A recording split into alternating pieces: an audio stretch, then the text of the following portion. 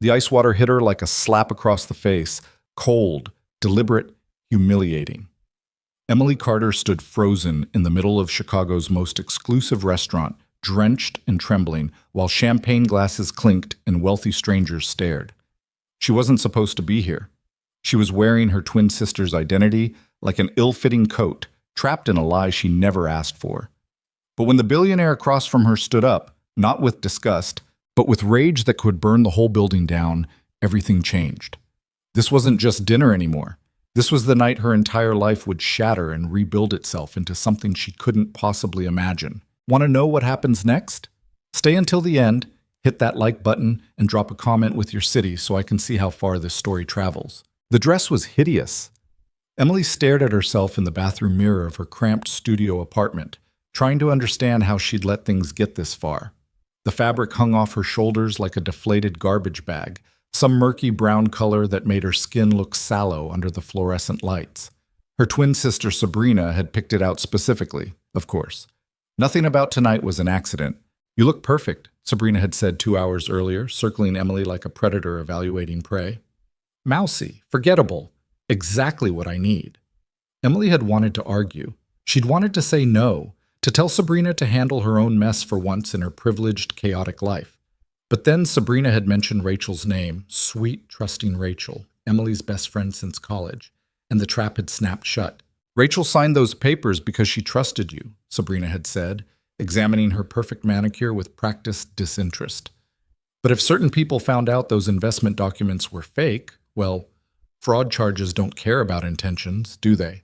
The worst part was that Rachel had no idea. She'd signed what she thought were legitimate investment forms for a startup that Emily had supposedly vetted. Except Emily had never vetted anything. Sabrina had forged Emily's signature, used Emily's email, constructed an entire scheme using her twin's identity as camouflage. And now Rachel, honest, hardworking Rachel, who volunteered at animal shelters on weekends, was legally liable for financial crimes she didn't commit. "One dinner," Sabrina had promised. "Just show up. Act boring. Let him lose interest. Then I'm done with Damian Whitmore forever and Rachel's paperwork mysteriously disappears. Easy." Nothing about Sabrina's plans was ever easy. Emily checked her phone. 7:47 p.m. The reservation was for 8 o'clock at Luminaire, the kind of restaurant where appetizers cost more than Emily's monthly grocery budget. She'd looked it up earlier, floor-to-ceiling windows overlooking the Chicago River, crystal chandeliers, a wine list that read like a European geography exam. She didn't belong there. But apparently tonight, she was Sabrina Carter, at least for 2 hours. Emily grabbed her coat, her actual coat, not one of Sabrina's designer pieces, and headed out into the October cold. Luminaire smelled like money and orchids. Emily gave the host Sabrina's name, trying to ignore how his eyes swept over her discount dress with barely concealed disdain.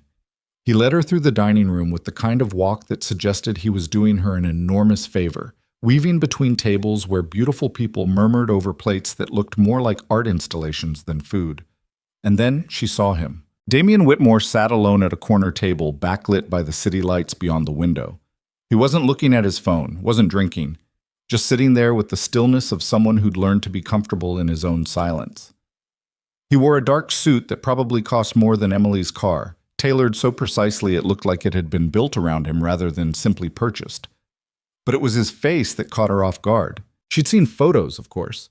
Sabrina had shown her dozens. Screenshots from social media, business profiles, that one magazine cover where he'd been named Chicago's most eligible bachelor. In pictures, Damian Whitmore looked like what he was, a 32-year-old billionaire with sharp features, dark eyes, and the kind of jawline that suggested both privilege and discipline. In person, he looked tired, not physically exhausted exactly. More like someone carrying weight that never got lighter, only more familiar. There were shadows under his eyes that strategic lighting couldn't hide, and when he looked up at her approach, his expression was so carefully neutral it must have taken years to perfect. "Sabrina," he said, standing. His voice was deep, controlled. "You're late." Emily's throat went dry. "Traffic, sorry." He pulled out her chair without comment. The gesture was automatic, polite, completely devoid of warmth. Emily sat down and immediately wanted to disappear into the floor. This was a mistake, A huge, terrible mistake. "You changed your hair," Damien said, settling back into his seat. It wasn't a question. Emily's hand went reflexively to her ponytail. Sabrina always wore her hair down, loose waves that cascaded over her shoulders like she'd just stepped out of a shampoo commercial. Emily had forgotten to check. "Felt like something different," she managed. The silence stretched between them like taffy. Emily studied the menu, or pretended to, anyway. The prices weren't even listed, which somehow made everything worse. Who ordered food without knowing what it cost? People like Damien Whitmore, apparently. People who'd never had to calculate whether buying pasta meant skipping lunch for 3 days. "You're quiet tonight," Damien observed. "Am I?" "Sabrina is many things. Quiet isn't usually one of them." Emily looked up sharply, but his expression remained unreadable. Was that suspicion? Irritation? She couldn't tell. The man gave away nothing. "Long day," she said finally. "Work was crazy." "What kind of work do you do again?" The question landed like a test. Emily scrambled mentally. What had Sabrina told him? She was supposed to know this. She should have asked more questions, demanded more details. But Sabrina had been vague about everything except the dress code and the desperate need for Emily to be boring and forgettable. "Consulting," Emily tried. It was vague enough to mean anything. "For?"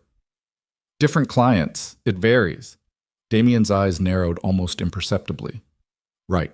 A waiter appeared before Emily could dig herself deeper. He was young, polished, with the kind of smile that looked painted on. He took Damien's wine order without writing anything down, then turned to Emily. "And for the lady?" "Water's fine," Emily said. "Still or sparkling?" "Tap is fine." The waiter's smile didn't falter, but something flickered in his eyes. Amusement, maybe. Or contempt. He glided away, and Emily felt Damien's gaze on her face. "Tap water at Luminaire," he said quietly. "That's a first." Emily's cheeks burned. "I'm not that thirsty." "Or you're not Sabrina." The words hit the air like a gunshot. Emily's heart stopped, restarted, began hammering against her ribs. She opened her mouth, closed it, had no idea what expression was even on her face anymore. But Damien just leaned back in his chair, studying her with those dark, unreadable eyes. "You ordered tap water," he continued, voice still maddeningly calm. "Sabrina once sent back a bottle of Pellegrino because it wasn't cold enough. You're wearing a dress that looks like it came from a clearance rack. No offense. And you've said maybe 30 words since you sat down, so either you've had a personality transplant or something else is going on here." Emily's mind raced. Deny it? Confess? Run screaming into the Chicago night? She started. And then the ice water hit her. It happened so fast, Emily didn't even see it coming. 1 second she was trying to form words, the next she was drenched head to toe in freezing water, ice cubes sliding down her dress, her hair plastered to her face, gasping from the shock of it. The restaurant went silent. Emily looked up through dripping bangs to see the same waiter standing over her, holding an empty ice bucket, his expression a perfect mask of theatrical horror. "Oh my goodness," he exclaimed, loud enough for every table to hear. "I'm so terribly sorry, miss. I don't know what happened. The bucket just slipped." But his eyes told a different story. They were cold, calculated, and briefly, just for a fraction of a second, they flicked toward someone else in the restaurant, following orders. Emily sat frozen, water pooling around her chair, humiliation burning through her chest like acid. People were staring, whispering. A woman at the next table had her phone out, already recording. This was going to be online in minutes. Some titled thing about a disaster date at Luminaire, and Emily's face would be everywhere, immortalized in her ugly dress and dripping hair. "What the hell did you just do?" Damien's voice cut through the restaurant like a blade. Emily blinked water out of her eyes to see him standing. Not calmly, not politely, but with a fury so controlled it was somehow more frightening than shouting. He moved around the table in 2 strides, positioning himself between Emily and the waiter like a human shield. "Sir, I apologize profusely," the waiter started. "No." Damien's voice could have frozen the river outside. "You don't apologize to me, and you don't insult my intelligence by pretending that was an accident." The waiter's mask cracked slightly. "I assure you, who paid you?" Silence. "I asked you a question," Damien continued, and now his voice dropped even lower, more dangerous. Who paid you? The waiter's throat bobbed. Around them, the restaurant had gone from curious to riveted. This wasn't entertainment anymore. This was a billionaire about to destroy someone's career in real time. Mr. Whitmore, I don't know what you're suggesting. Get the manager, now. The waiter fled. Damien turned to Emily, and the anger in his face immediately shifted into something else. Concern, maybe. Or calculation. She couldn't tell which, couldn't tell anything except that she was sitting in a puddle of ice water in a restaurant full of strangers, and her sister had set her up for public humiliation, and she was so tired of being the person everyone used. Can you stand? Damien asked quietly. Emily nodded, not trusting her voice. He offered his hand. She took it. His palm was warm, steady, and let him pull her to her feet. Water dripped from her dress onto the marble floor. Someone's phone camera flashed. Emily wanted to cry, wanted to scream, wanted to disappear. Instead, Damien did something that short-circuited her entire brain. He shrugged off his suit jacket and wrapped it around her shoulders. It was warm from his body heat, expensive enough that Emily was terrified to touch it with her wet hands. And it smelled like cedar and something else she couldn't identify. The jacket swallowed her. He was broader than he looked. And suddenly she felt less exposed, less like a spectacle. We're leaving, Damien said, not to Emily, but to the universe in general. You don't have to, Emily started. Yes, I do. His hand settled on her lower back, guiding her toward the exit. Emily's brain screamed at her to protest, to explain, to do something other than let this stranger, this billionaire stranger, rescue her from a disaster she didn't even understand. But her body just moved forward, following his lead, grateful beyond words to be escaping the stairs. They were almost to the door when a man in an expensive suit intercepted them. The manager, presumably, with sweat beading on his forehead. Mr. Whitmore, please, if we could just discuss— Send the bill to my office, Damien said without stopping, and fire that waiter. If he's still employed tomorrow, I'll make sure every restaurant in Chicago knows Luminaire hires people to humiliate paying customers. Sir, I'm certain there's been a misunderstanding. There hasn't. And then they were outside, cold October air hitting Emily's wet skin like a slap. She started shivering immediately, violent tremors that rattled her teeth. Damien's jacket helped, but not enough. She was soaked through, freezing, and completely lost. A black car pulled up to the curb, sleek, expensive, with windows tinted dark enough to be illegal. The driver got out, took one look at Emily's dripping form, and opened the back door without a word. Get in, Damien said. Emily hesitated. I should just go home. You're hypothermic. Get in the car. I'm not hypothermic. I'm just cold. Emily. She froze, stared at him. How do you know my name? Damien's expression shifted into something that might have been amusement, if it had reached his eyes. You really think I didn't notice you're not Sabrina?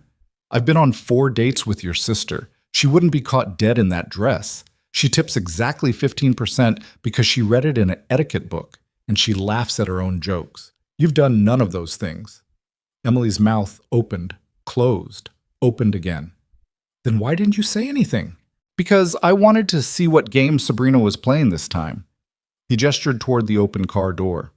And because whoever you are, you didn't deserve what just happened. So, get in the car, let my housekeeper find you something dry to wear, and then you can explain why your sister sent you to a date wearing what appears to be a potato sack. Pride told Emily to refuse. Common sense told her to refuse. Every self-preservation instinct she possessed told her to refuse.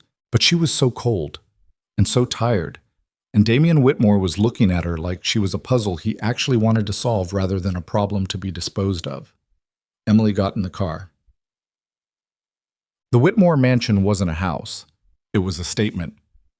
Emily pressed her face to the car window as they drove through gates that probably cost more than her entire apartment building, past manicured gardens and fountains that sparkled under strategic lighting. The house itself rose out of the landscape like something from a movie, all glass and stone and architectural ambition, modern but somehow timeless. You live here alone? Emily asked before she could stop herself. No. Damien didn't elaborate. The car stopped under a covered entrance. The driver opened Emily's door, still maintaining the kind of professional silence that suggested he'd seen stranger things than dripping women in ugly dresses. Damien led her inside, through a foyer with ceilings so high Emily's neck hurt looking up, into a living room that could have swallowed her entire apartment twice over. "Wait here," he said, disappearing down a hallway. Emily stood there dripping on marble floors, clutching his jacket around her shoulders, trying to process the last 30 minutes of her life. This wasn't how tonight was supposed to go. She was supposed to show up, bore Damien into ending things with Sabrina, go home, and wait for her sister to destroy the fake documents hanging over Rachel's head. Instead, she was standing in a billionaire's mansion while he, what? Called the police? Called Sabrina? Called his lawyers to sue Emily for identity fraud? "You're shaking." Emily spun around to find a woman standing in the doorway, 50s maybe, with steel gray hair pulled into a neat bun and eyes that looked like they'd seen everything twice. "I'm fine," Emily managed through chattering teeth. "You're hypothermic." The woman moved closer, professional assessment in her gaze. "Mr. Whitmore asked me to help you. I'm Helen, the housekeeper. Come with me." Emily followed her upstairs, down a hallway lined with abstract art that probably cost more than Emily would earn in her lifetime, into a guest room that was bigger than her entire studio. Helen disappeared into the attached bathroom and emerged with towels, a plush robe, and what looked like complete outfit, leggings, a sweater, socks. "These are Claire's," Helen explained, setting the clothes on the bed. "Mr. Whitmore's sister. You're about the same size. Shower, change, warm up. I'll bring you tea." "I don't want to impose." "You're not imposing. You're following orders." Helen's expression softened slightly. "He doesn't bring people here. Ever. So whatever happened tonight, it must have been significant." She left before Emily could respond. The shower was probably a mistake. The moment hot water hit Emily's frozen skin, she started crying. Not delicate tears, ugly, gasping sobs that she muffled against her arm because she didn't know who might hear. Everything just crashed down at once. The humiliation, the fear, the exhaustion of being Sabrina's backup plan, the terror of what might happen to Rachel, and underneath it all the strange, unsettling feeling of being seen. Damien had known. From the moment she sat down, probably before that. He'd known she wasn't Sabrina, and instead of exposing her, embarrassing her, sending her away, he'd protected her. A stranger. Why? Emily stayed in the shower until her skin turned pink and her breathing steadied. Then she dried off, changed into Claire's clothes, which fit perfectly and felt like wearing clouds, and emerged from the bathroom to find a cup of tea waiting on the nightstand. She was halfway through it when someone knocked. "Come in," Emily called, expecting Helen. It was Damien. He'd changed too, jeans and a sweater that made him look younger, less intimidating, more human. He leaned against the doorframe, studying her with those dark eyes that gave away nothing. "Better?" he asked. "Yes, thank you. For everything." "Don't thank me yet. We still need to talk." Emily's stomach dropped. "About? About why Sabrina sent you to that dinner. About who paid that waiter. About what the hell is going on." He pushed off the doorframe. "But first you should eat something. You look like you're about to pass out." "I'm fine. You've said that 3 times now. It's not more convincing with repetition." He gestured toward the door. "Kitchen. Now." Emily wanted to argue, but her stomach betrayed her with an audible growl. Damien's mouth twitched. Not quite a smile, but close. "Come on, Emily," he said, and there was something almost gentle in his voice. "Let me feed you before I interrogate you. I'm not a complete monster." Détoile. The kitchen was somehow more intimidating than the rest of the house. Professional-grade appliances, marble countertops that gleamed under pendant lights, a refrigerator that looked like it belonged in a restaurant. Damien moved through it with surprising comfort, pulling out containers, firing up the stove, assembling ingredients like someone who actually knew what he was doing. "You cook?" Emily asked from her perch on a bar stool. "My daughter needs to eat." He cracked eggs into a pan with one hand. Show off. Chefs are fine for formal meals, but she's 6. 6-year-olds want scrambled eggs at midnight and pancakes for dinner. You learn to adapt. Emily's brain stuttered. "You have a daughter?" "Sophie. She's at my mother's house tonight." Something crossed his face. Affection, worry, exhaustion, all tangled together. She lost her mother 3 years ago. Car accident. Since then, it's been me trying to figure out how to raise a kid while running a company and not completely screwing up both. The honesty was so unexpected, Emily didn't know how to respond. This wasn't billionaire Damian Whitmore, the untouchable real estate mogul. This was just a tired dad making eggs. "I'm sorry," she said quietly. "About your wife." "Me too." He plated the eggs, perfectly fluffy, seasoned with something that smelled like heaven, and slid them across the counter. "Eat." Emily ate. The eggs were perfect. Of course they were. Damien made his own plate and sat across from her, and for a few minutes they just existed in comfortable silence. No interrogation, no demands, just two people eating scrambled eggs in a kitchen that cost more than most cars. Then Damien set down his fork. "Okay," he said. "Your turn. Start from the beginning." Emily put down her own fork, appetite suddenly gone. "It's complicated. Most things worth explaining are. Sabrina's my twin sister. Identical, obviously. Obviously. She's been dating you for what, a month? 6 weeks, 4 dates, all terrible." Damien's expression remained neutral. "She talks about herself constantly, orders the most expensive thing on every menu, and once spent 20 minutes explaining why her yoga instructor was jealous of her flexibility. I was planning to end it tonight." Emily winced. She knew. That's why she sent me instead. "To what? Make me change my mind?" "To make you lose interest faster." Emily wrapped her hands around her tea mug, needing something to hold. "She told me to wear an ugly dress, act boring, be forgettable. That way when you dumped Sabrina, she could tell people she dumped you first. Pride thing." "That's insane." "That's Sabrina." Emily took a breath. "But that's not the real problem." "There's a real problem beyond identity fraud?" "My best friend Rachel signed some investment documents. She thought they were legitimate, thought I'd vetted them. But Sabrina forged my signature, used my email, set the whole thing up. Those documents are fake. If they come to light, Rachel goes to jail for fraud." Understanding flickered across Damien's face. "And Sabrina's blackmailing you." "One dinner," she said.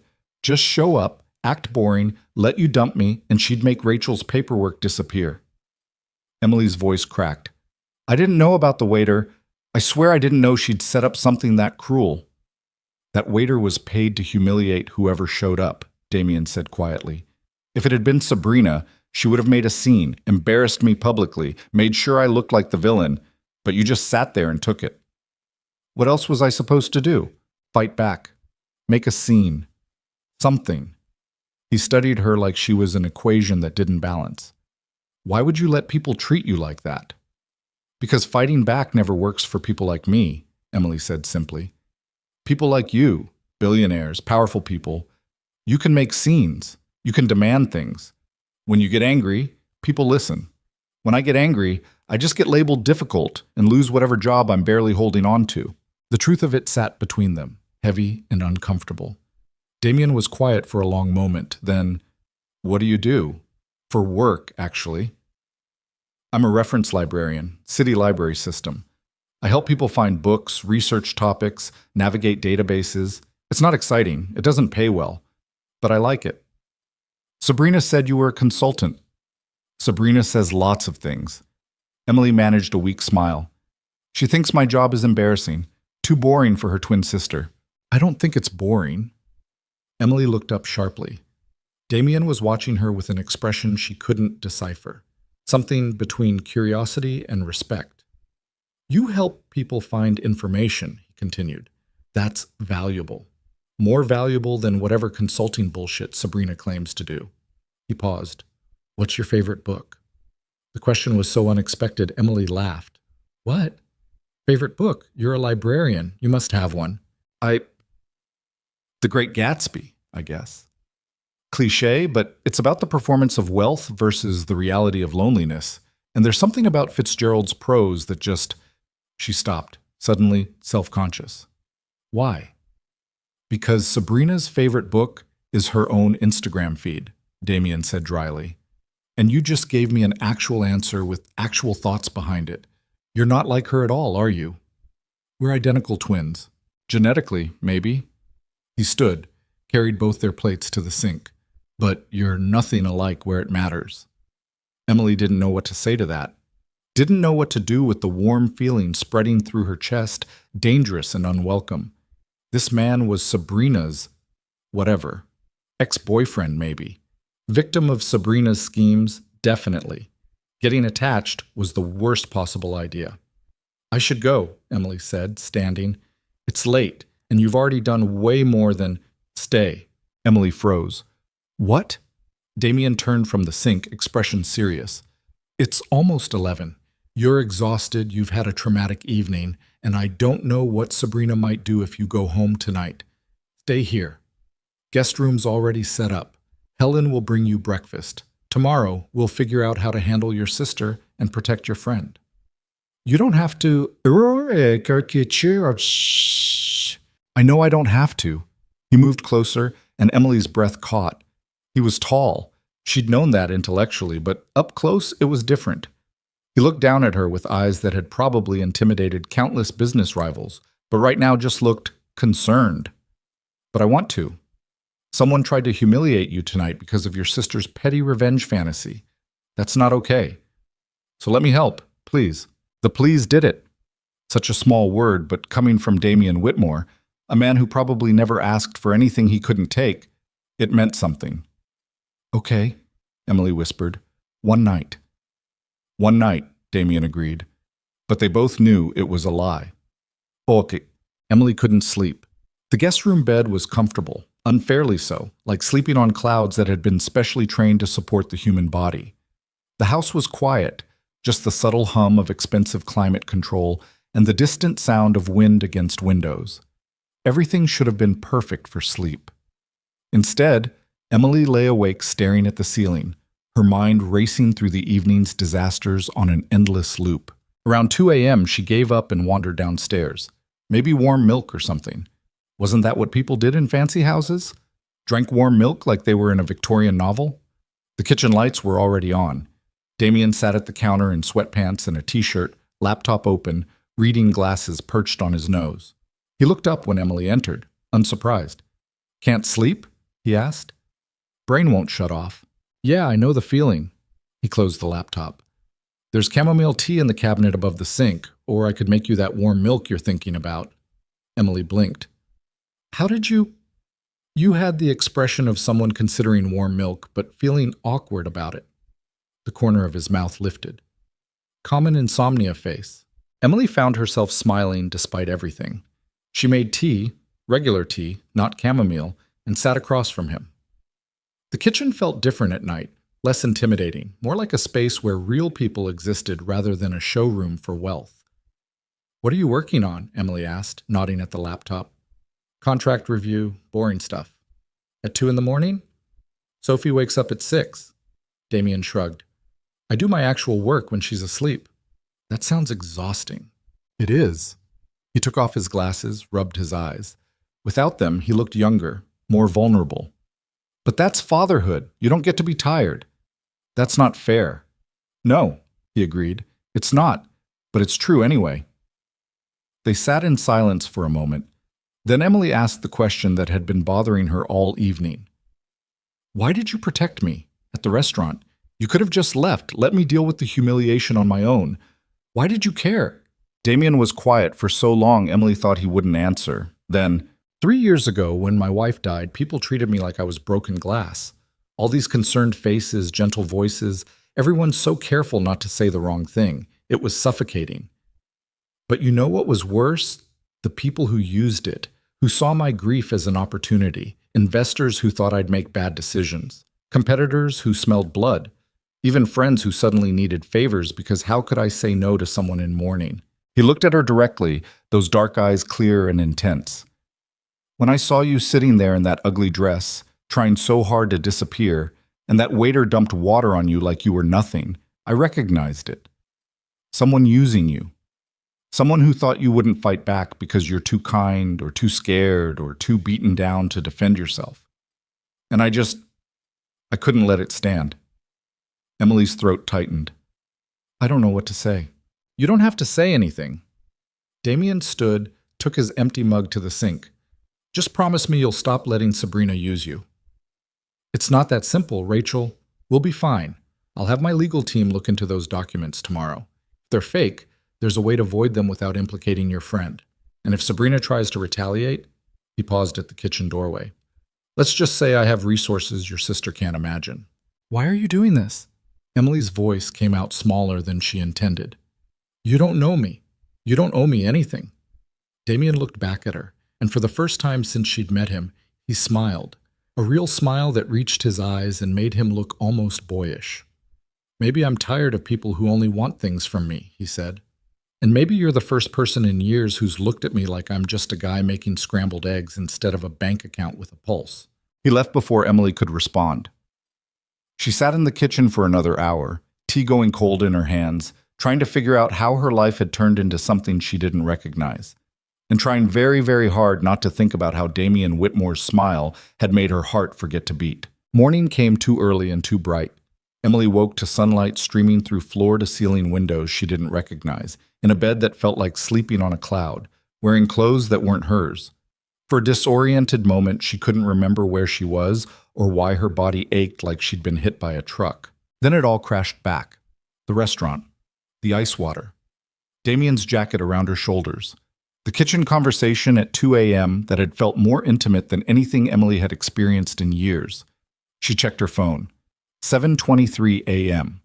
47 missed calls from Sabrina. 19 texts, each one more unhinged than the last. Where are you? Answer your phone. What did you do? Damien's not responding. Emily. I swear to God, you better not have ruined this. Call me now. Emily turned off her phone. A knock on the door made her jump. Helen's voice came through warm and professional. Breakfast is ready when you are, dear. Mr. Whitmore is already downstairs with Sophie. Sophie. The daughter. Emily's stomach twisted with sudden anxiety. She wasn't ready to meet a 6-year-old, wasn't ready to insert herself further into this strange situation that already felt too complicated. But she couldn't hide in the guest room forever. She found clothes laid out on the chair, more of Claire's things. Jeans and a soft blue sweater that looked expensive in that subtle way, where there's no logo but you can tell it cost $300. Emily changed quickly, ran her fingers through her hair because she had no products or tools to do anything better, and headed downstairs. Voices drifted from the kitchen. A child's high-pitched chatter mixed with Damien's lower responses, patient and attentive in a way that made Emily's chest tighten. She paused in the hallway, suddenly feeling like an intruder. But why can't pandas live in Chicago? The child was asking. Because they need bamboo forests, Damien said, and it's too cold here. We have Lincoln Park Zoo. They could build a bamboo forest. It's not that simple, sweetheart. Everything's not that simple when adults don't want to do it. Emily couldn't help smiling. She stepped into the kitchen doorway and found a scene that looked almost normal if you ignored the fact that the kitchen could fit 3 regular kitchens inside it. Damien stood at the stove flipping pancakes while a small girl sat at the counter, swinging her legs and holding an extremely serious conversation with a stuffed penguin. The girl looked up when Emily entered. She had her father's dark eyes and dark hair pulled into 2 lopsided pigtails that suggested Damien had tried his best, but wasn't quite practiced at hairstyling yet. Who's that? Sophie asked, direct in the way only children can be. This is Emily, Damien said, plating a pancake with more care than Emily had seen him give anything, except maybe his daughter. She's a friend. She's staying with us for a little while. Why? Because I asked her to. Sophie considered this with the gravity of a Supreme Court justice. Then she turned to Emily. Do you like penguins? Emily blinked at the conversational whiplash. Yes? Good. Mr. Waddles likes you then. Sophie held up the stuffed penguin. He doesn't like Daddy's sister Claire because she called him ratty. He's not ratty, Emily said seriously. He's clearly very distinguished. Sophie's face split into a gap-toothed grin. I like her, Daddy. She can stay. Good to know I have your approval, Damien said dryly, but his expression had softened in a way Emily hadn't seen before. He looked at his daughter like she was the only thing in the world that made sense. Pancakes, Em? The nickname landed in Emily's chest like a small explosion. She nodded, not trusting her voice. They ate breakfast together at the counter, Sophie chattering about her sleepover at Grandma's house, Damien interjecting questions and gentle corrections when Sophie started inventing increasingly elaborate stories about the activities that had definitely happened, like riding elephants through the garden. Emily mostly listened, watching the easy rhythm between father and daughter, feeling like she'd stumbled into someone else's life and gotten stuck there. "I have to go to the office for a few hours," Damien said eventually, checking his watch. "Helen will be here, and Claire's coming by around 11. "Is Emily staying?" Sophie asked. "If she wants to." Both of them looked at Emily expectantly. She should leave. Should go home, deal with Sabrina, figure out her life without getting more tangled in Damien Whitmore's complicated existence. But the thought of walking back into her cramped apartment and facing her sister's rage made Emily's chest tight with dread. "I can stay for a bit," she heard herself say. Sophie cheered. Damien's expression remained carefully neutral, but something flickered in his eyes that looked almost like relief. After breakfast, Damien disappeared upstairs to change.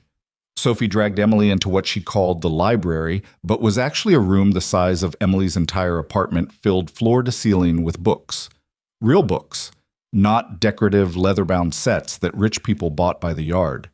These were worn paperbacks mixed with hardcovers, organized with the kind of system that suggested someone actually read them. "Daddy says you work with books," Sophie said, running her finger along a shelf of picture books. "Do you have a favorite?" "Lots of favorites," Emily said, scanning the shelves with professional curiosity. "What's yours?"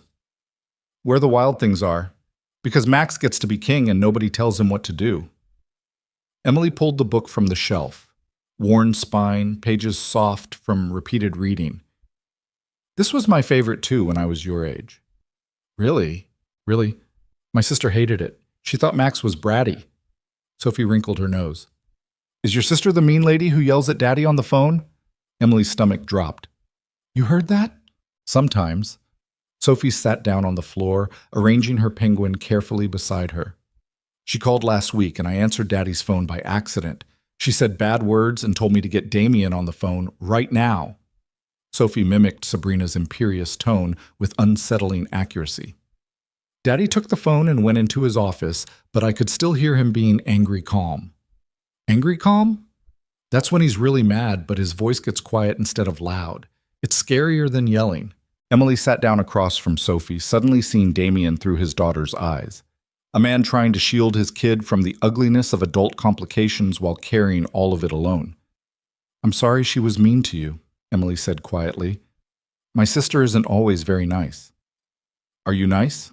The question was so simple, so direct. Emily thought about all the times she'd let Sabrina manipulate her, use her, push her into situations that made Emily's life smaller and harder. Was that nice, or was it just being a doormat? "I try to be," Emily said finally. "But sometimes trying to be nice means letting people treat you badly. And that's not actually good." Sophie nodded like this made perfect sense. "Daddy says being kind is different than being a pushover." "Your dad's smart." "I know." Sophie opened Where the Wild Things Are to the first page. "Will you read it to me?" Emily read. Sophie leaned against her shoulder by the second page, penguin clutched in one hand, completely absorbed in a story she'd probably heard 100 times. When Emily finished, Sophie immediately requested another book, then another. By the time Damien came back downstairs in a charcoal suit that probably cost more than Emily's monthly salary, they'd worked through half the picture book collection. He paused in the doorway, watching them. Emily looked up to find an expression on his face she couldn't quite name, something soft and complicated and a little bit sad. "I have to go," he said. "Claire will be here soon, and Emily—" He hesitated. "My legal team is looking into those documents. We'll figure this out." "You really don't have to—" "I know." He adjusted his cufflinks, not looking at her. "But I'm going to anyway." After he left, Sophie wanted to watch a movie. Emily found herself curled on a couch the size of her entire bed, watching some animated film about talking animals while Sophie provided running commentary on every scene. It felt surreal, normal and surreal at the same time. Around 11, the front door opened and a voice called out, "Damien? Sophie? I brought bagels." A woman appeared in the living room doorway. Late 20s, dark hair cut in a sharp bob, wearing ripped jeans and a leather jacket that looked both expensive and lived in. She stopped dead when she saw Emily. "Oh," she said, "you're not Sabrina." "No," Emily agreed. "I'm Emily, the twin." Claire Whitmore set down a bag from what was presumably an expensive bagel place and studied Emily with the same unnerving directness as her brother. Damien texted me, said you were staying here and I should be nice. She made air quotes, which implies he thinks I might not be nice, which is offensive. Aunt Claire, Emily read me 7 books, Sophie announced. 7? Overachiever. Claire sat down on the couch arm, still watching Emily. So you're the one who got ice water dumped on her at Luminaire. Word traveled fast, apparently. Emily nodded. And Damien went full protective billionaire mode? He was helpful. Helpful. Claire's mouth twitched. My brother doesn't do helpful. He does transactional. Everything's a negotiation, a power play, a strategic move. Helpful is not in his vocabulary.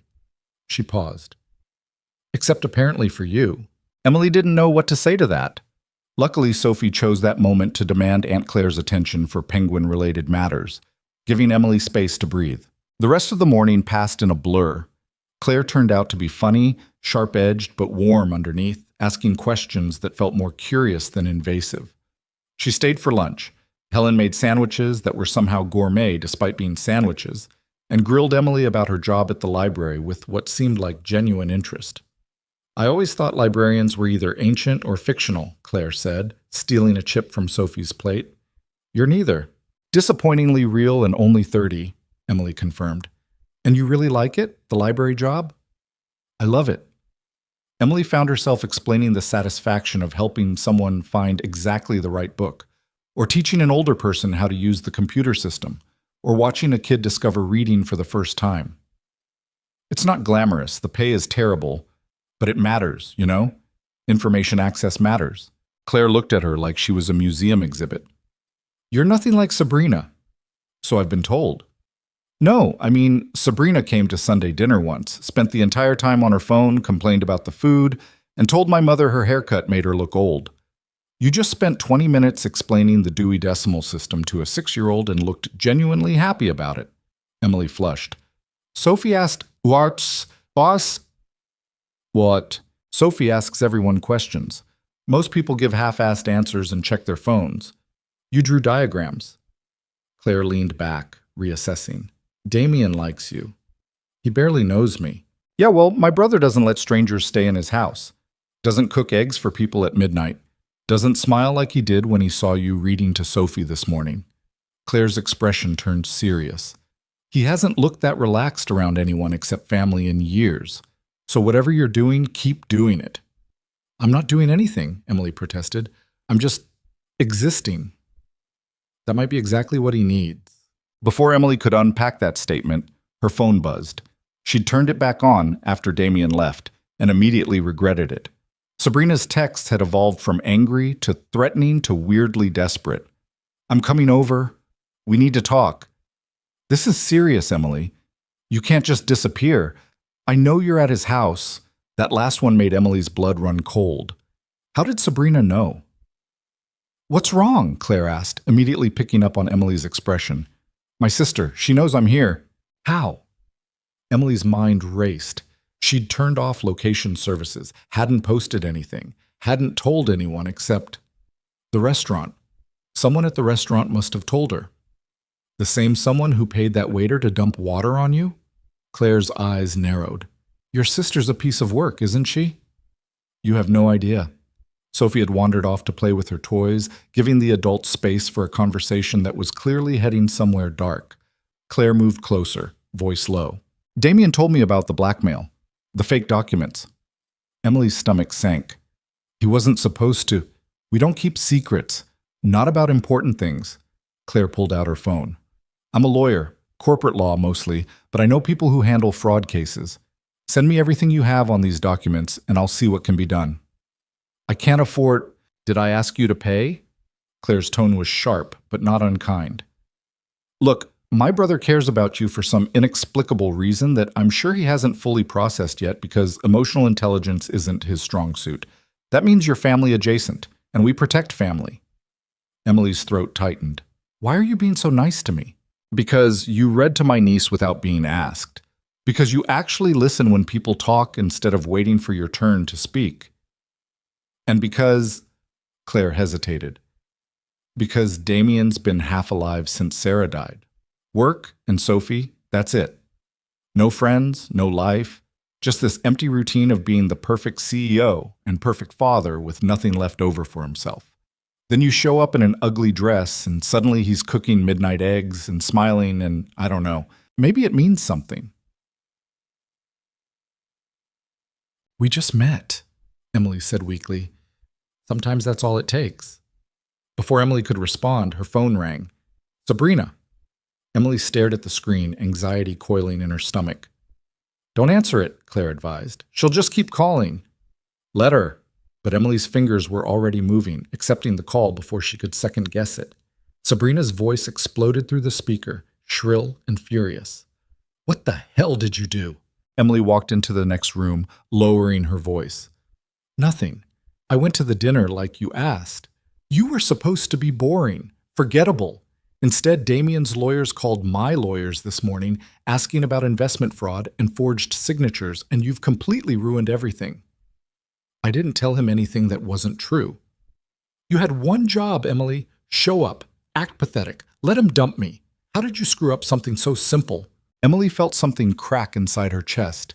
Years of taking Sabrina's abuse, letting her twin treat her like a disposable backup plan, swallowing every cruel word because that's what sisters did. It all crystallized into a single moment of clarity. You set me up, Emily said quietly. That waiter, the ice water. You paid someone to humiliate me in public. Silence on the other end. Then, so what? You're fine. You got rescued by your billionaire prince, got to play Cinderella for a night. You tried to destroy me to win some petty power game with a man you don't even like. Don't be dramatic. I could have been hurt, physically hurt. That water was freezing. I could have gone into shock, and you didn't care because all you wanted was to make Damien look bad for not protecting his date. Except he did protect you, Sabrina shot back. Which is the problem. Now he thinks you're some wounded bird that needs saving, and I look like the villain, and my entire plan is ruined because you couldn't even fail correctly. Emily closed her eyes. I'm done. What? I'm done, Sabrina. With the lies, the manipulation, the blackmail. Do whatever you want with Rachel's papers. I'll get a lawyer, we'll fight it, but I'm not playing your games anymore. You don't mean that. I really do. Emily, if you don't... Emily hung up. Her hands were shaking. Her whole body was shaking. She'd never hung up on Sabrina before. Never said no that definitively. It felt terrifying and liberating in equal measure. Claire appeared in the doorway. You okay? No, Emily said honestly, but I will be. That's the spirit. Claire checked her watch. I have to head out, client meeting. But I'm serious about those documents. Send me everything. And Emily? She paused at the door. You're welcome to stay here as long as you need. Damien won't say it because he's emotionally constipated, but he wants you to stay. Sophie definitely wants you to stay, and I think you should stay because your apartment is probably not safe if Sabrina knows where you are. Emily hadn't thought about that. About going home to her tiny studio where Sabrina had a key, where her sister could show up anytime and make Emily's life hell. I can't just move into Damien's house, Emily protested. Why not? We have 7 bedrooms. That's 6 more than we use. Claire grinned. Besides, someone needs to keep my brother human. Might as well be you. She left before Emily could argue further. The afternoon stretched into evening. Helen made dinner, some kind of chicken dish that made Emily want to cry, it was so good. And Sophie insisted Emily sit next to her and tell more stories about the library. By the time Damien came home at 7, Emily had somehow become a fixture in his household. He found them in the living room, Sophie sprawled on the couch, half asleep, Emily reading quietly beside her. He stopped in the doorway, still in his suit, tie loosened, looking exhausted in that particular way that came from too many hours making too many decisions. Hey, he said quietly. Hey. Emily carefully extracted herself from Sophie's sleepy grip. Long day? Very. He crossed to the couch, scooped up his daughter with practiced ease. Come on, sweetheart. Bedtime. But I'm not tired, Sophie mumbled, already mostly asleep. Sure you're not. Emily followed them upstairs without being asked, feeling like she was part of some routine she hadn't quite earned yet. Damien tucked Sophie into bed, a process that involved extensive penguin arrangement and 3 separate requests for water. and when he finally emerged from her room, he looked like he might collapse. "You okay?" Emily asked. Meeting ran late. Then there was a crisis with a property acquisition. Then my mother called to lecture me about something Claire apparently said at Sunday dinner 3 weeks ago. He rubbed his eyes. "I'm fine." "You look exhausted." "I'm always exhausted." He started toward the stairs, then paused. "Claire said you hung up on Sabrina.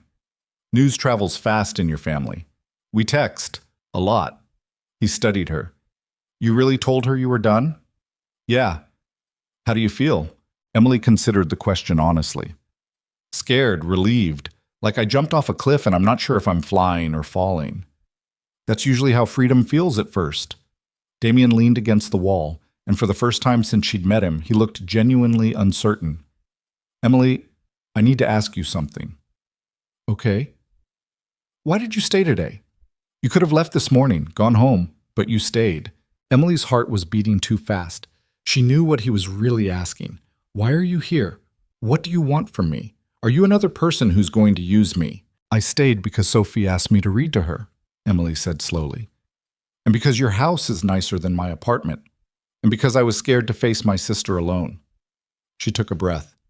"And because when you smile at your daughter, you look like a completely different person than the billionaire who intimidates entire boardrooms. And I wanted to see if that person was real." Damien was very still. And I think he is. I think you're exhausted and lonely and doing your best with impossible circumstances. I think you care about people more than you let on, and I think—" Emily stopped herself. "What?" "I think I like you," she finished quietly. "The real you, not the billionaire version, just you." The silence that followed felt like standing on the edge of something vast and dangerous. Damien looked at her with those dark eyes that gave away nothing and everything at once. Then he crossed the space between them in 2 steps and kissed her. It wasn't smooth. Emily had read enough romance novels to know what smooth kisses looked like. Perfectly choreographed. No awkward nose bumps. Instant chemistry. This wasn't that. This was Damien's hand cupping her face like she might disappear, his mouth finding hers with something between desperation and reverence. Emily's surprised gasp against his lips before she kissed him back with all the confused wanting she'd been trying to ignore since the moment he'd wrapped his jacket around her shoulders. When they broke apart, Damien rested his forehead against hers, breathing hard. "I don't do this," he said roughly. "I don't kiss women I barely know. I don't let strangers into my house. I know. But I can't stop thinking about you." "I know," Emily whispered. "Me too." He kissed her again, slower this time, like he was trying to memorize the shape of her mouth. Emily's hands found his shirt, fisting in the expensive fabric, pulling him closer. She'd never felt like this wanting that was terrifying and exhilarating and so real it hurt. When they finally broke apart for air, Damien looked wrecked. "Stay," he said. "Not just tonight. Stay here where you're safe from Sabrina. Stay until we figure this out." "Figure what out?" "Everything. The documents, your sister, this." He gestured between them, helpless. "Whatever this is." Emily should say no, should maintain boundaries, protect herself, not fall for a billionaire single dad with trust issues and a complicated life. But she looked at Damien, really looked at him, and saw someone just as scared and confused as she was. "Okay," she said. "I'll stay." His smile was worth every risk. They stood in the hallway for a long moment, neither quite ready to move. Then Damien's phone buzzed. He checked it, expression darkening. "What is it?" "My lawyer. Your sister's threatening legal action. Something about defamation and emotional distress." Emily's stomach dropped. "She's bluffing." "Probably, but she's also escalating." He pocketed the phone. "Which means we need to move faster. I'll have my team expedite the document review. If we can prove Rachel's innocent and that Sabrina forged your signature, we can shut this down before it gets worse." "And if we can't?" Damien's jaw tightened. "Then we fight. I have better lawyers." It should have been reassuring. Instead, Emily just felt tired. Tired of being in the middle of Sabrina's chaos. Tired of always being the one who had to clean up her sister's messes. "Hey," Damien tilted her chin up gently. "We'll figure it out, together. You don't have to fix my life." "I know, but I want to help." If you'll let me. Emily wanted to cry, wanted to collapse into his arms and let him solve everything because she was so tired of being strong alone. But she also knew that wasn't fair. This was her mess, her sister, her responsibility.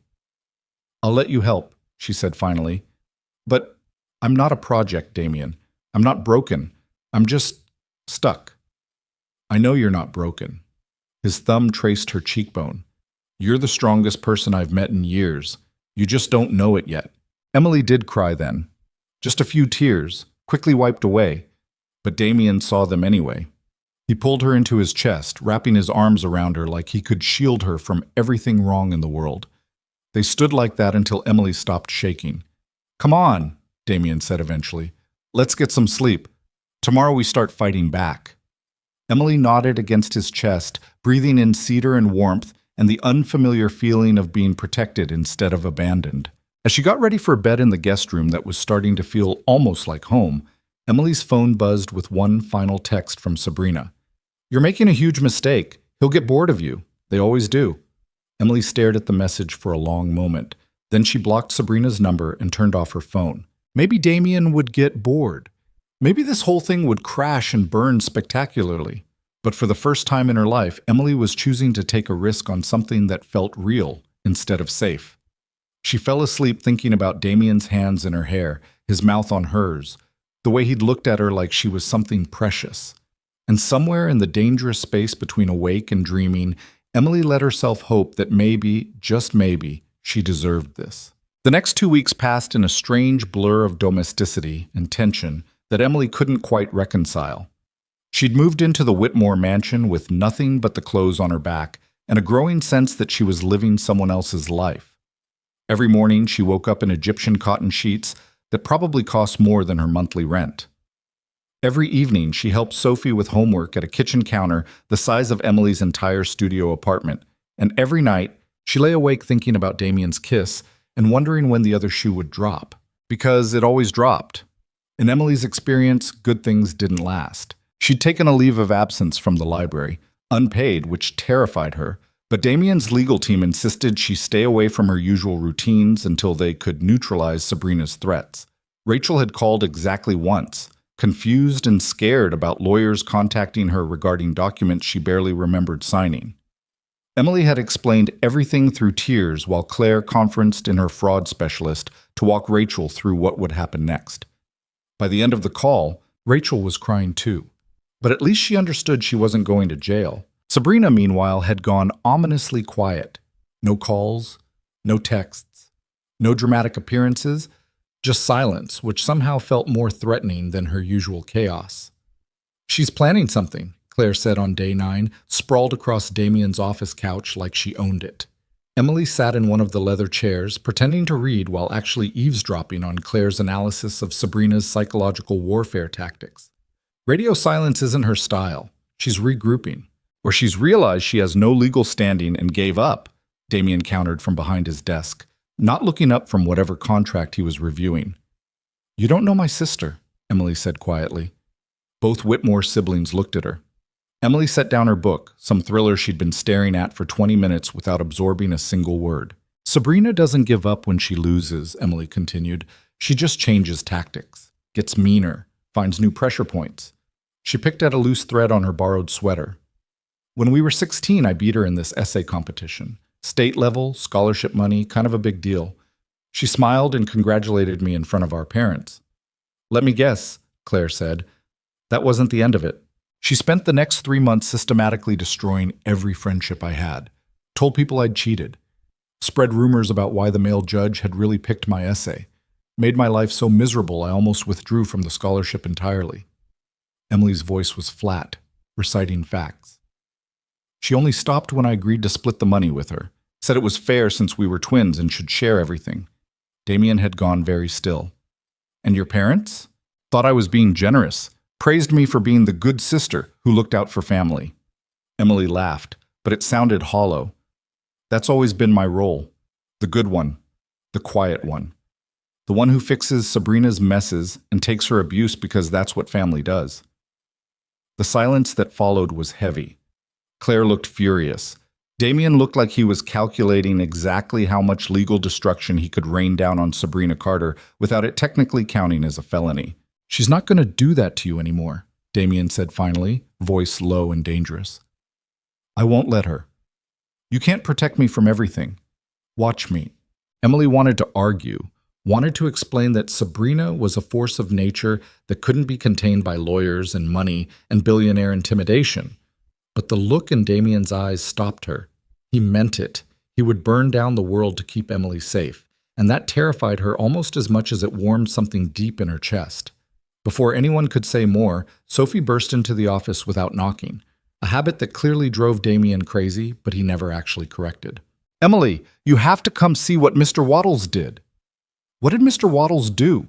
Emily asked, grateful for the interruption. "He learned to skateboard," Claire snorted. "A stuffed penguin learned to skateboard." "Don't be dismissive, Aunt Claire. Mr. Waddles is very athletic." Emily let Sophie drag her out of the office, leaving the Whitmore siblings to their legal strategizing.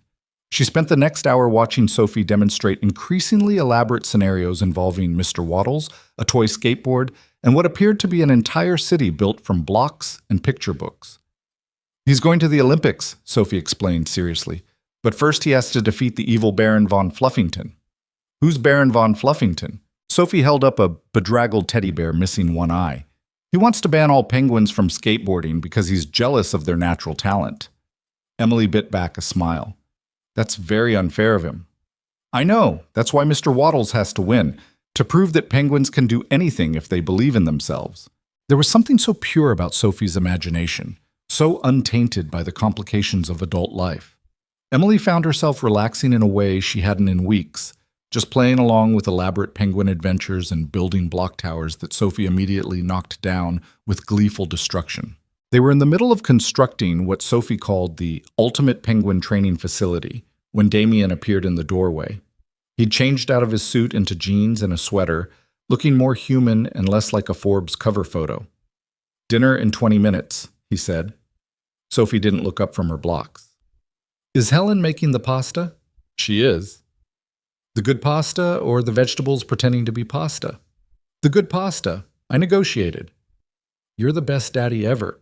Damien's expression softened in that way that made Emily's chest hurt. He looked at Sophie like she'd hung the moon and stars personally.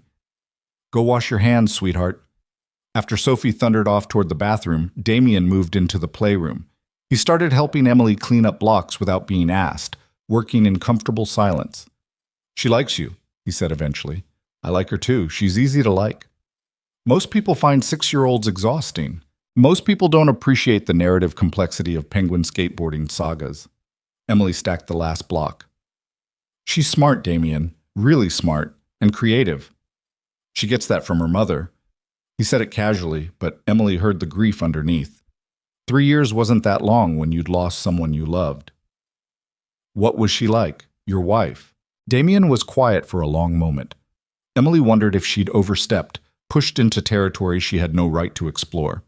But then he sat back on his heels, staring at the toy-strewn floor like he could see into the past. Sarah was brilliant, literally. She had a PhD in environmental engineering, worked on sustainable building design. We met at a conference where I was speaking about real estate development, and she was in the audience specifically to challenge every point I made about urban planning. He smiled at the memory. She eviscerated my entire presentation during the Q&A. I asked her to dinner just to defend myself. "Sounds like you didn't stand a chance." I didn't. She was everything I wasn't, passionate, optimistic, believed people could change the world through good design and smart policy. I was just a guy trying to build buildings and make money. He picked up Mr. Waddles, turning the penguin over in his hands. She made me better, made me think about legacy instead of just profit. Sophie was her idea. I was terrified of being a father, but Sarah just knew we'd figure it out. And then you lost her. Car accident. Drunk driver ran a red light. She died on impact. His voice was carefully controlled, like he'd practiced this story until it didn't hurt to tell. Except Emily could see it still hurt. Would probably always hurt. Sophie was 3. Barely understood what death meant. I had to explain that Mommy wasn't coming home and I had no idea what I was doing and the company was in the middle of this massive acquisition and I just... He stopped. I survived. That's what you do. You survive for your kid. Emily's throat was tight. You're doing more than surviving. You're raising an amazing little girl who thinks penguins can change the world through skateboarding. That's all her. I just try not to screw it up too badly. Damien, Emily waited until he looked at her. You're a good father. Sophie knows she's loved. That's what matters. He studied her face like he was trying to figure out if she meant it or if she was just being kind. Emily held his gaze, willing him to see the truth. She'd been watching him with Sophie for 2 weeks now, watched him braid hair badly and negotiate vegetable consumption and read bedtime stories with different voices for every character. Watched him come home exhausted and still make time to hear about Sophie's day in excruciating 6-year-old detail.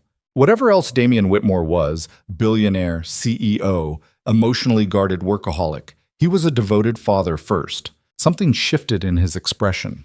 He reached out, tucked a strand of hair behind Emily's ear, let his hand linger against her cheek. You make it easier, he said quietly. Having you here, it's easier. Before Emily could respond, Sophie's voice echoed through the house. Daddy! Emily! Pasta! The moment broke. Damien stood, offered Emily his hand, pulled her to her feet, but his thumb brushed across her knuckles before he let go, and Emily felt that small touch all the way to her bones. Dinner was chaotic in the best way. Sophie talked nonstop about a girl in her class who claimed to have a pet dragon, which led to a lengthy debate about whether dragons could be domesticated and what they would eat. Helen served pasta with homemade sauce that made Emily want to cry. It was so good. Damien contributed dry observations that made Sophie giggle and Emily hide her smile in her napkin. It felt like family, like belonging, and that scared Emily more than anything Sabrina could do. After dinner, after Sophie's bath and bedtime routine, and the final negotiation over how many stuffed animals could fit in one bed, Emily retreated to her room.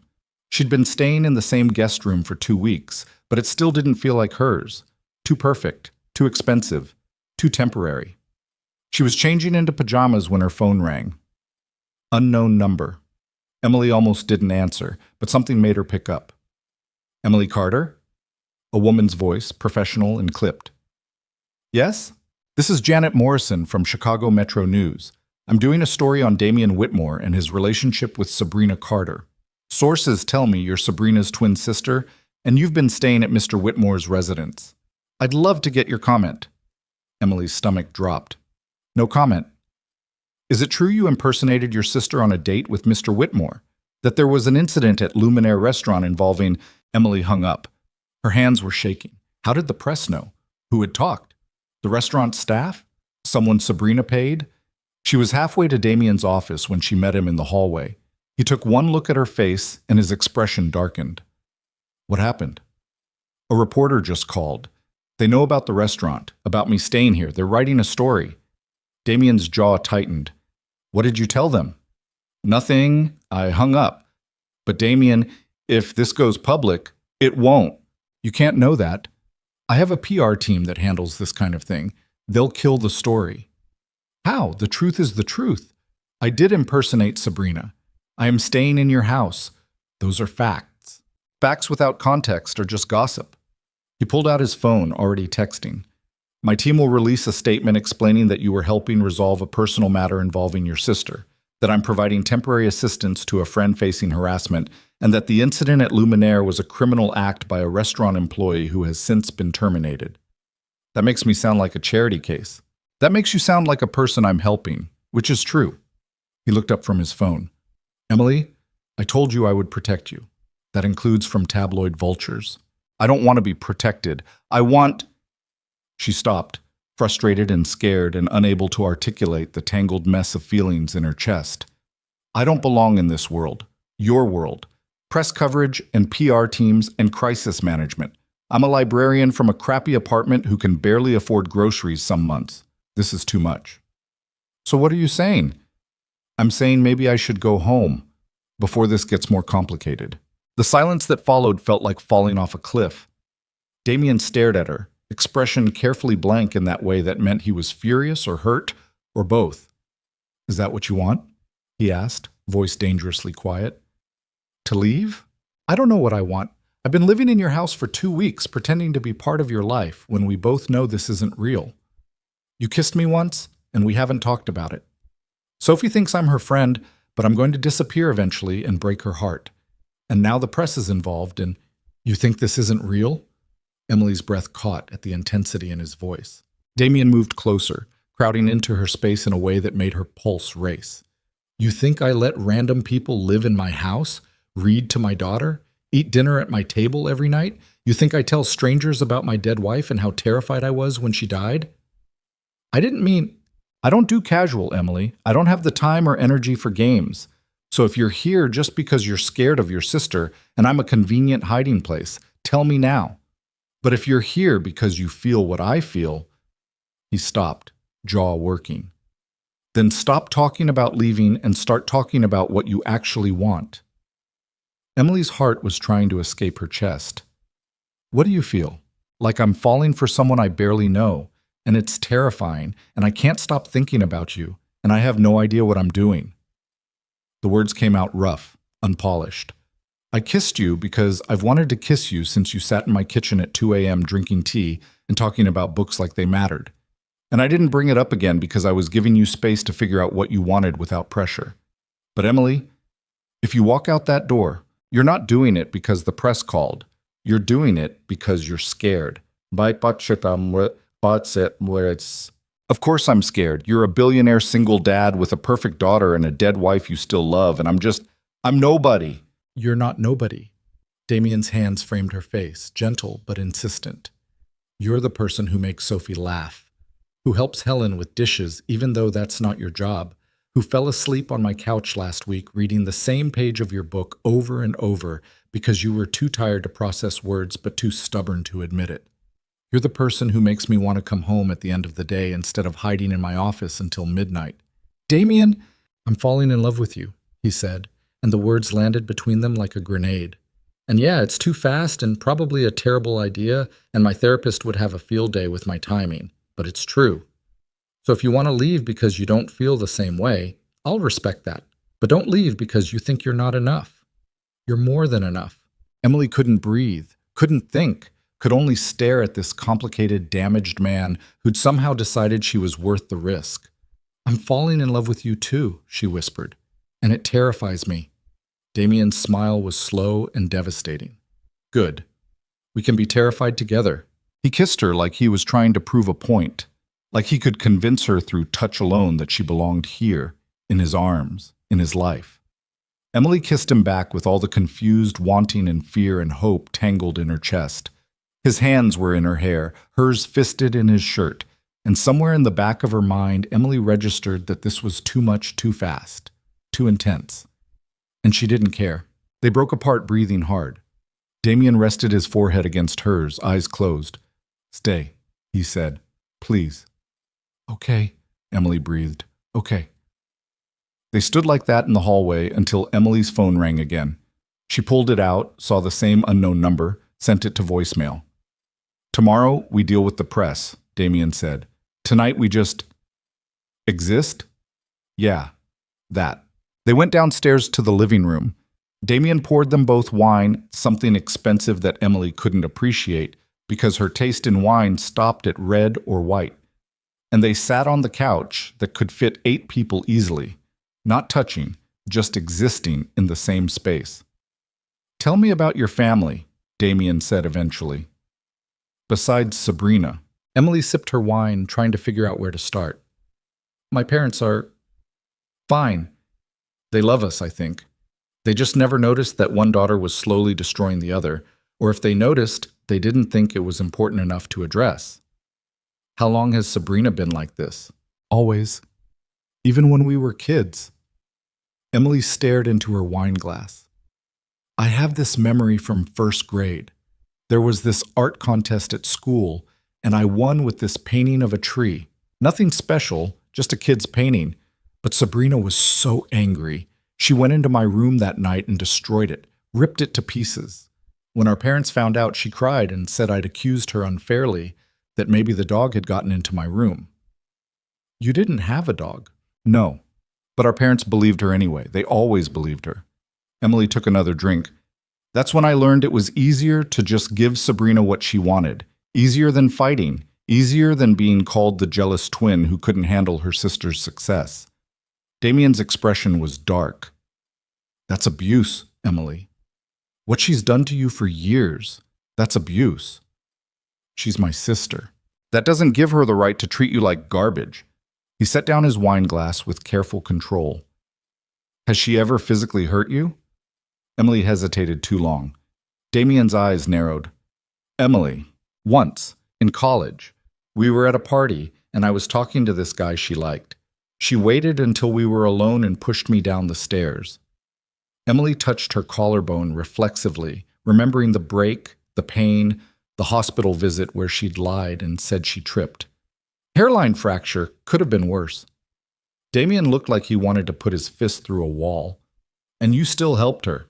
After that, she's my twin, my family. I didn't know how to stop being her safety net. Emily's voice cracked. I know it sounds pathetic. It sounds like someone who's been gaslit and manipulated for so long she thinks it's normal. Damien moved closer, took her wine glass and set it aside, held both her hands in his. You're not going back to that. Whatever happens with the press, the legal stuff, Sabrina's next move, you're not facing it alone. Why are you so determined to save me? Because you're worth saving, and because... He stopped, looking frustrated with himself. Because when Sarah died, I shut down. Went through the motions of being alive without actually living. Work and Sophie, that was it. Nothing else mattered.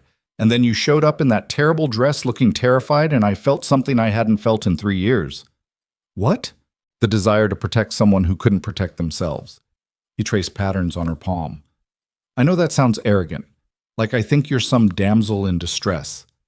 But Emily, you've spent your whole life protecting everyone except yourself, your sister, your friend, probably random strangers at the library who need help, and you give it because that's who you are. So yeah, I want to protect you, not because you're weak, because you deserve someone in your corner for once. Emily's vision blurred with tears. She'd been holding it together for weeks, months, really, years if she was honest, and Damien's words cracked something open in her chest. I'm so tired, she whispered. I'm so tired of being strong. Then don't be. Not tonight. He pulled her into his arms, and Emily let herself break. Cried into his shoulder while he held her, one hand stroking her hair, murmuring things she couldn't quite hear but felt in her bones. No one had held her like this since... Had anyone ever held her like this? Like she was something precious worth protecting? When the tears finally stopped, Emily felt wrung out and exhausted and strangely lighter. Damien didn't let go, just kept holding her until her breathing evened out. Better? He asked quietly. Yeah, sorry, I don't usually... Don't apologize for crying. You're allowed to have feelings. Emily pulled back enough to look at him. His shirt was damp from her tears, his expression soft in a way she'd never seen before. On impulse, she kissed him, soft and grateful, and full of things she couldn't put into words. Damien responded immediately, deepening the kiss, pulling her closer. It was different than before, less desperate, more inevitable, like they both knew where this was heading and had stopped fighting it. Stay with me tonight, Damien said against her mouth. Not, we don't have to do anything. Just stay. Emily should say no. Should maintain boundaries, take things slow, think about the implications. Instead, she nodded. They went upstairs to Damien's room, a space Emily had never seen before. It was surprisingly normal. Big bed? Yes, but not ostentatiously so. Books on the nightstand, photos of Sophie on the dresser, a framed picture of a woman who must have been Sarah, beautiful and laughing, frozen in a moment before everything fell apart. Emily changed in the bathroom, borrowed t-shirt and shorts, while Damien did the same in the bedroom. When she emerged, he was already in bed, covers pulled back on one side in invitation. Emily climbed in. The sheets were cool and soft and smelled like cedar. Damien pulled her against his chest, arms wrapped around her waist, and they lay there in the dark, not talking. Thank you, Emily whispered eventually. For what? For seeing me. The real me. Damien's arms tightened. Thank you for staying.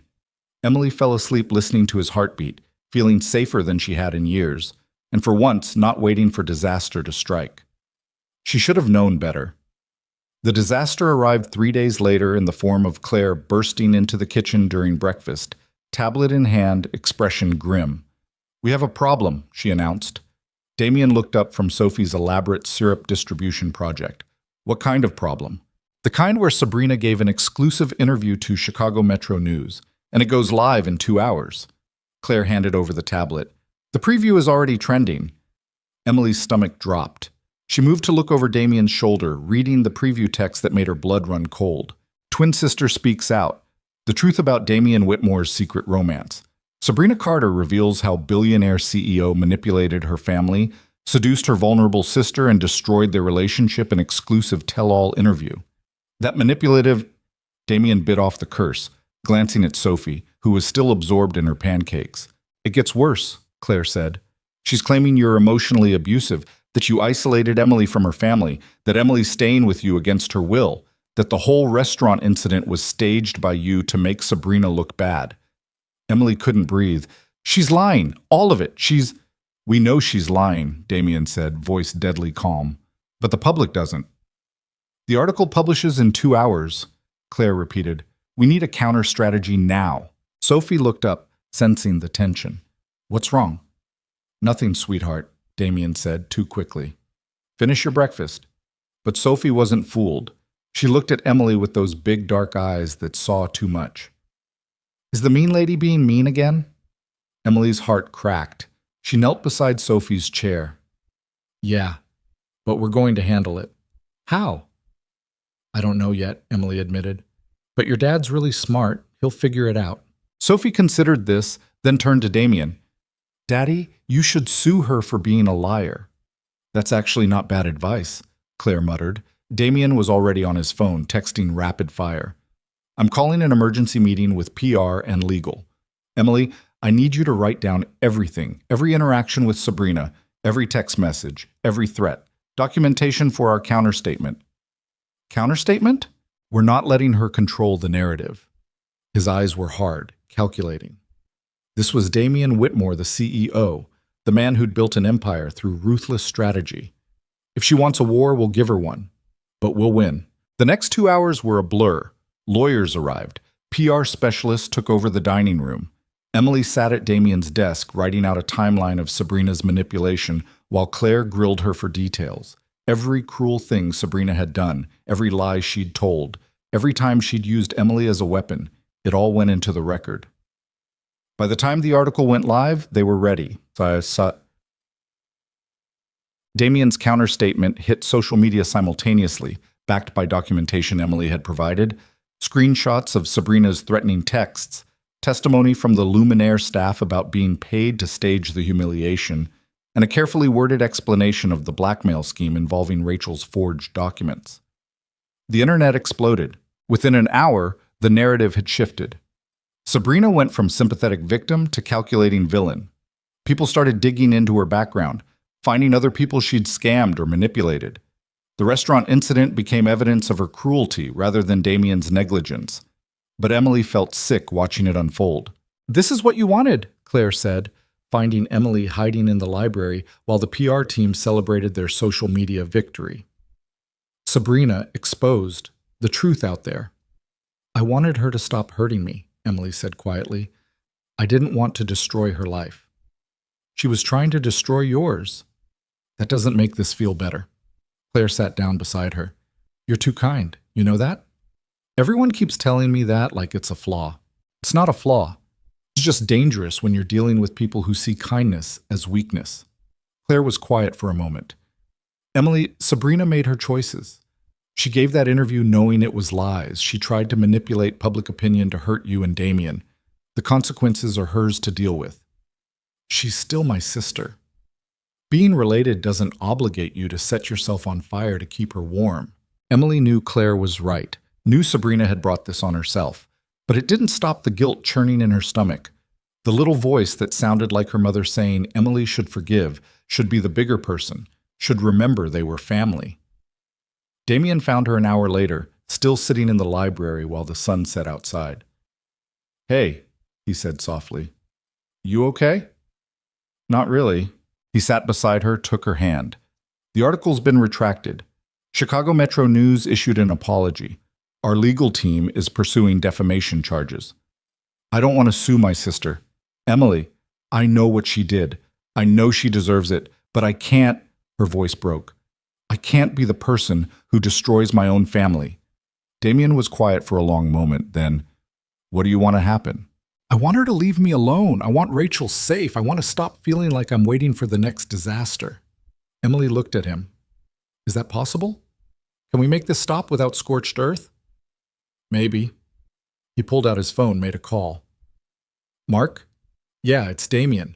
What would it take to make the Sabrina situation go away permanently? Uh-huh. And she'd have to agree to? Right. Set it up. He hung up, turned to Emily. Here's the deal. We drop the defamation suit. My lawyers make Rachel's document problem disappear completely. In exchange, Sabrina signs an NDA and a legally binding agreement never to contact you, me, or anyone in my family again. She violates it. We sue for everything she has. She'll never agree to that. She will if the alternative is jail time for fraud and forgery. Damien's smile was sharp.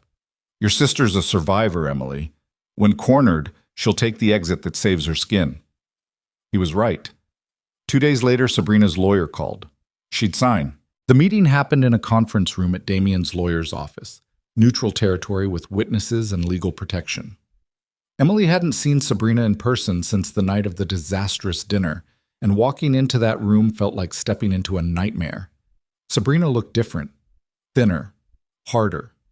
Her perfect facade had cracks Emily had never noticed before. Hello, sister, Sabrina said, voice dripping false sweetness. Don't, Emily said quietly. Just sign the papers. After everything I've done for you, everything you've done to me, Emily corrected. There's a difference. Sabrina's lawyer, a tired-looking man who clearly regretted taking this case, pushed the documents across the table. Miss Carter, I strongly advise you to sign. The alternative is criminal prosecution. For a long moment, Sabrina just stared at Emily. Then she picked up the pen. You think you've won, she said, signing her name with vicious strokes. You think running to your billionaire boyfriend makes you better than me. But you're just like me, Emily. You just hide it better. I'm nothing like you, Emily said, and for the first time in her life, she believed it. Sabrina signed the last page, shoved the documents back, and stood. I hope he's worth it. I hope when he gets bored and trades you in for someone shinier, you remember you destroyed your own family for him. She left without looking back. Emily sat in the conference room after everyone else had gone, staring at the signed papers that meant she was finally free. You okay? Damien asked quietly. I don't know. Ask me in a year. He pulled her to her feet, wrapped his arms around her. You did the right thing. Then why do I feel awful? Because you're a good person, and good people feel bad even when they make necessary choices. He kissed the top of her head. But Emily, you're free now. She can't hurt you anymore. Emily let herself believe it. Let herself hope that maybe, finally, she could build a life that was hers instead of existing in Sabrina's shadow. They went home, and Emily realized she'd started thinking of the Whitmore mansion as home. Sophie met them at the door with Mr. Waddles and an elaborate story about how the penguin had learned to fly that afternoon. Helen had dinner waiting. Claire showed up uninvited and stayed for dessert, teasing Damien about something work-related that made him actually laugh. Later, after Sophie was asleep and Claire had left and the house was quiet, Emily stood on the balcony looking out at the Chicago skyline. Damien found her there, wrapped his arms around her from behind. What are you thinking? He asked. That 3 weeks ago I was a librarian barely making rent. Now I'm living in a mansion with a billionaire and his daughter, and I've legally separated myself from my twin sister. It's surreal. Good surreal or bad surreal? Emily turned in his arms. I don't know yet. Ask me in another 3 weeks. Damien smiled, brushed his thumb across her cheekbone. I can do that. He kissed her under the city lights, and Emily let herself fall completely, trusting that maybe, just maybe, this time she'd land somewhere soft. But freedom turned out to be more complicated than Emily had imagined. The signed document sat in Damien's safe, legally binding proof that Sabrina couldn't contact her anymore. Rachel's fraud case had been quietly dismissed, the fake investment documents voided by lawyers who charged more per hour than Emily made in a week. The press had moved on to other scandals. On paper, everything was resolved. Emily still woke up at 3 a.m. expecting disaster. She'd been living at the Whitmore mansion for 5 weeks now, and the guilt was starting to eat her alive. Not guilt about Sabrina, that was its own complicated mess, but guilt about being a 30-year-old woman living rent-free in someone else's home, wearing someone else's clothes, contributing nothing except her presence. "You're thinking too loud," Damien mumbled beside her in the dark. They'd been sharing his bed for 2 weeks now, though they still hadn't slept together in any way beyond actual sleep. Damien seemed content to take things slow, which Emily appreciated and also found mildly terrifying because what if slow meant he was having second thoughts? "Sorry, go back to sleep." "Can't. You're radiating anxiety." He rolled over, propped himself on one elbow. Even half asleep and rumpled, he was unfairly attractive. "What's wrong?" "Nothing. Everything. I don't know." Emily stared at the ceiling. "I need to go back to work."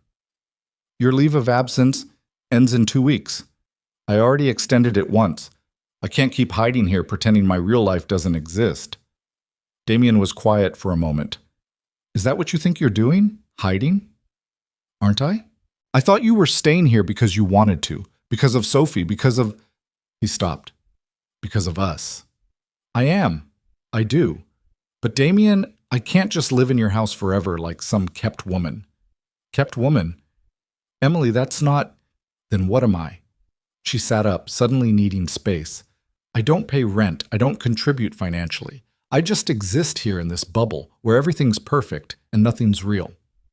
"You think this isn't real?" "I think this is your life, your house, your world. I'm just visiting." Damien sat up too, running a hand through his hair in frustration. "So what do you want to do? Move out? Go back to your apartment where your sister knows the address?" "Sabrina can't contact me. We have a legal agreement." "A piece of paper doesn't stop someone determined to make your life hell." His voice was sharp now, frustration bleeding through. "Emily, you're safe here. Why would you leave?" "Because I need to have my own life." The words came out louder than Emily intended. "I need to work, pay my own bills, be my own person instead of just your girlfriend who lives in your house and plays with your daughter and has no identity outside of you." The silence that followed was thick and ugly. Damien's expression had gone carefully blank, which Emily was learning meant he was hurt but wouldn't show it. "I didn't realize you felt that way," he said quietly. "That's not what I meant. You're right. You should go back to work, have your own life." He got out of bed, pulled on sweatpants. "I'll have Helen help you pack your things in the morning." "Damien, it's fine, Emily. You want independence. I get it." He was halfway to the door. "That's not what I'm saying." He stopped, back still to her. "Then what are you saying?" Emily's throat was tight.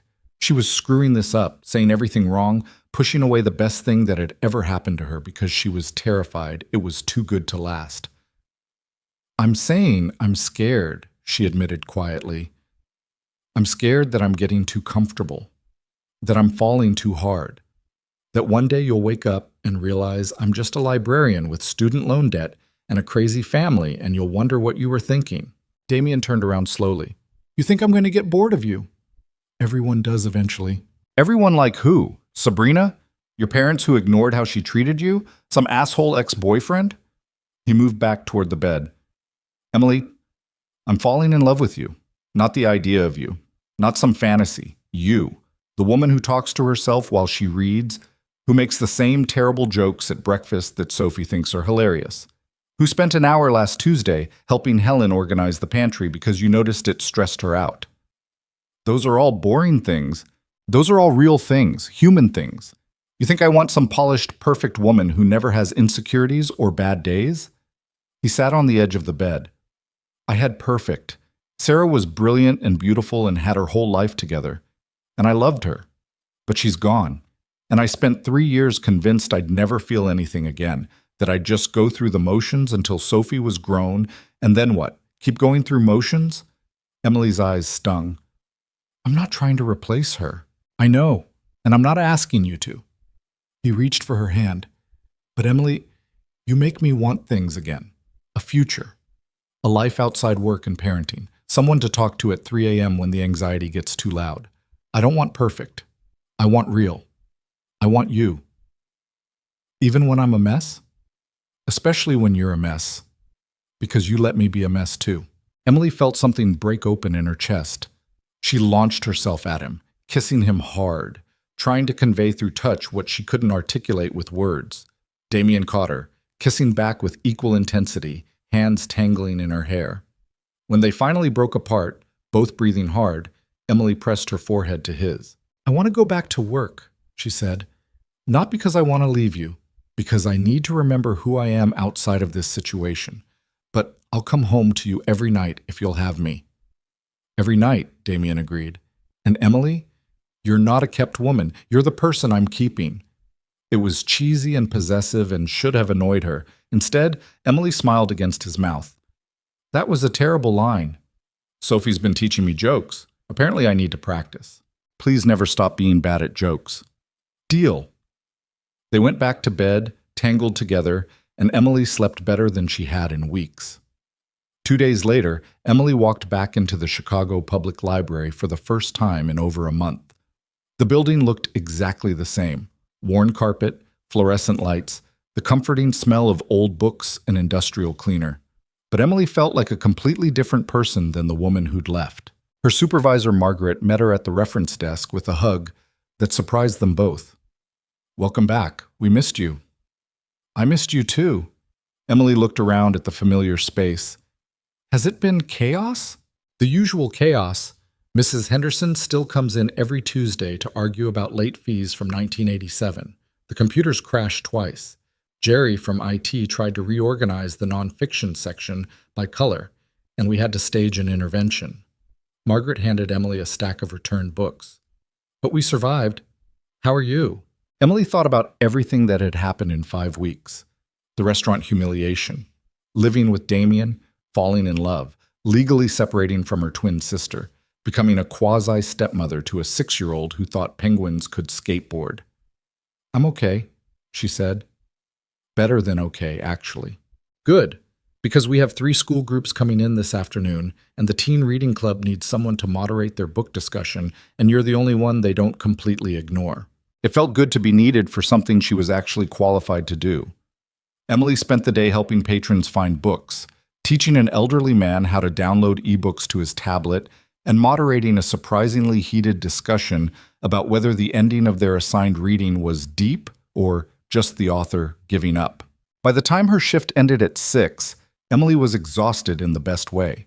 She walked out to the parking lot where Damien had insisted on having a car pick her up, arguing that the bus route from the library to his house took 90 minutes versus 20 by car, and found Sophie in the back seat. Emily, guess what? Emily climbed in, grinning. What? I lost a tooth. Sophie opened her mouth to display the gap. It fell out during lunch and I saved it for the tooth fairy, but Daddy says the tooth fairy only comes at night, so I have to wait, and it's very hard to wait. That does sound hard. Will you help me write a note to the tooth fairy? Daddy says I should introduce myself in case she doesn't know me yet. Emily glanced at the driver's seat, where Damien was trying not to smile. The tooth fairy needs an introduction? She's very busy, Damien said seriously. It's important to be polite. They spent the drive home with Sophie dictating an elaborate letter about her tooth, her penguin, and her opinion on various vegetables. By the time they pulled into the driveway, Emily had filled 3 pages in Sophie's careful handwriting. Dinner was the usual controlled chaos. Helen had made something complicated with chicken that tasted like heaven. Sophie talked non-stop about the tooth fairy's expected arrival time and whether penguins had baby teeth. Damien looked more relaxed than Emily had seen him in days. After Sophie was in bed, tooth carefully placed under her pillow with the note, Emily found Damien in his office going through contracts. Hey, she said from the doorway. He looked up, smiled. Hey, how was your first day back? Good. Really good, actually. I helped this kid find every book we had about submarines because he's convinced he's going to be a marine biologist. And Mrs. Chen finally figured out how to place holds on the online catalog after 6 months of me trying to explain it. Sounds fulfilling. It is. Emily moved into the office, sat on the edge of his desk. Thank you for the car service. You didn't have to do that. I wanted to. Besides, it gives me an excuse to see you sooner. He set down his pen, pulled her into his lap. I missed you today. You saw me this morning. Still missed you. He kissed her neck, and Emily felt heat pool in her stomach. They'd been taking things slow, but lately, slow was starting to feel like torture. Damien, she said, not quite steady. I think I want. She took a breath. I'm ready for more than just sleeping. He pulled back to look at her, eyes dark. You're sure? Very sure. Emily Carter, are you trying to seduce me in my office? Is it working? His smile was dangerous, extremely.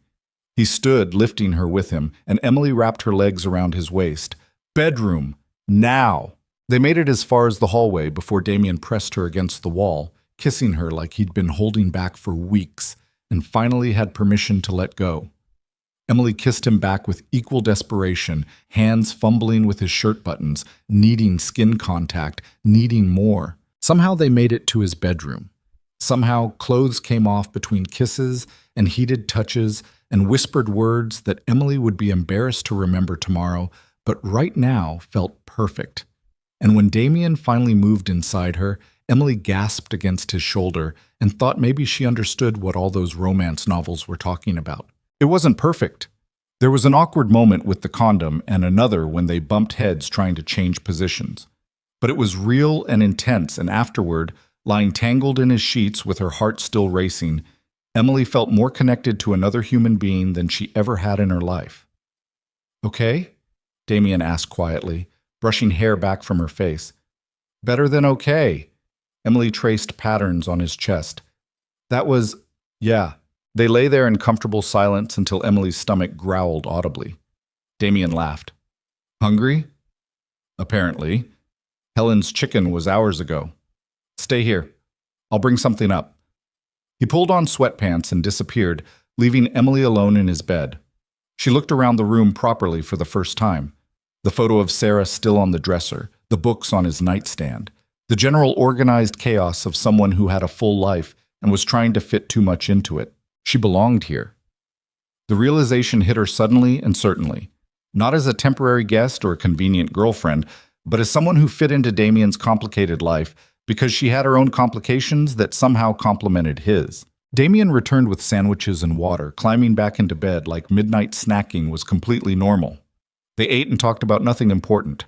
Sophie's tooth fairy expectations, Emily's submarine-obsessed library patron, whether the Whitmore mansion needed a pool, or if that was excessive even for a billionaire. Sophie's been asking, Damien admitted.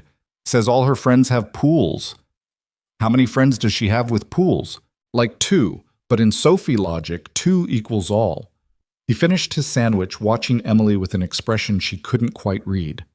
Move in with me, officially. Emily froze. What? You're already here.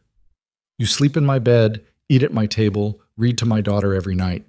The only difference is you still call the guest room your room and keep half your clothes there like you might need to escape at any moment. He took her hand. I don't want you to feel like you're escaping. I want you to feel like you're home. Damien, I love you, Emily. I know it's fast. I know we've only known each other 6 weeks, but I've spent 3 years not feeling anything, and now I feel everything when I'm with you. So move in, officially. Make this your home too. Emily's eyes were stinging again. She seemed to cry more around Damien than she had in her entire adult life. I don't want to rush things and mess them up. We're already living together. We're already sleeping together. We're already co-parenting Sophie, whether we call it that or not.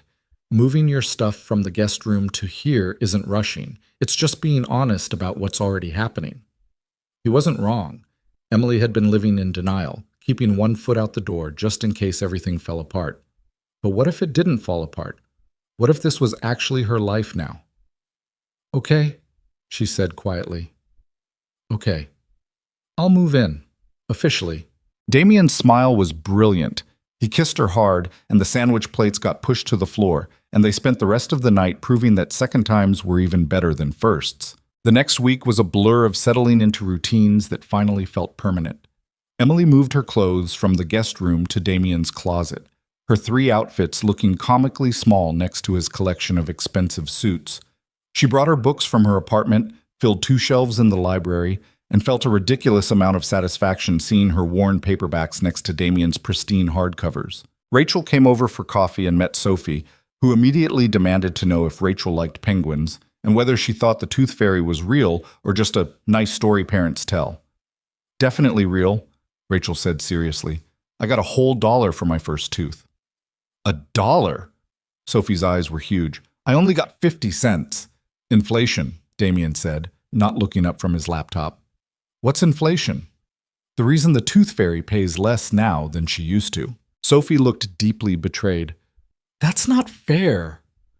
Watching them banter, Emily felt something settle in her chest. This was her family now, chaotic and imperfect and nothing like she'd imagined her life would look, but hers. Work became a refuge in the best way.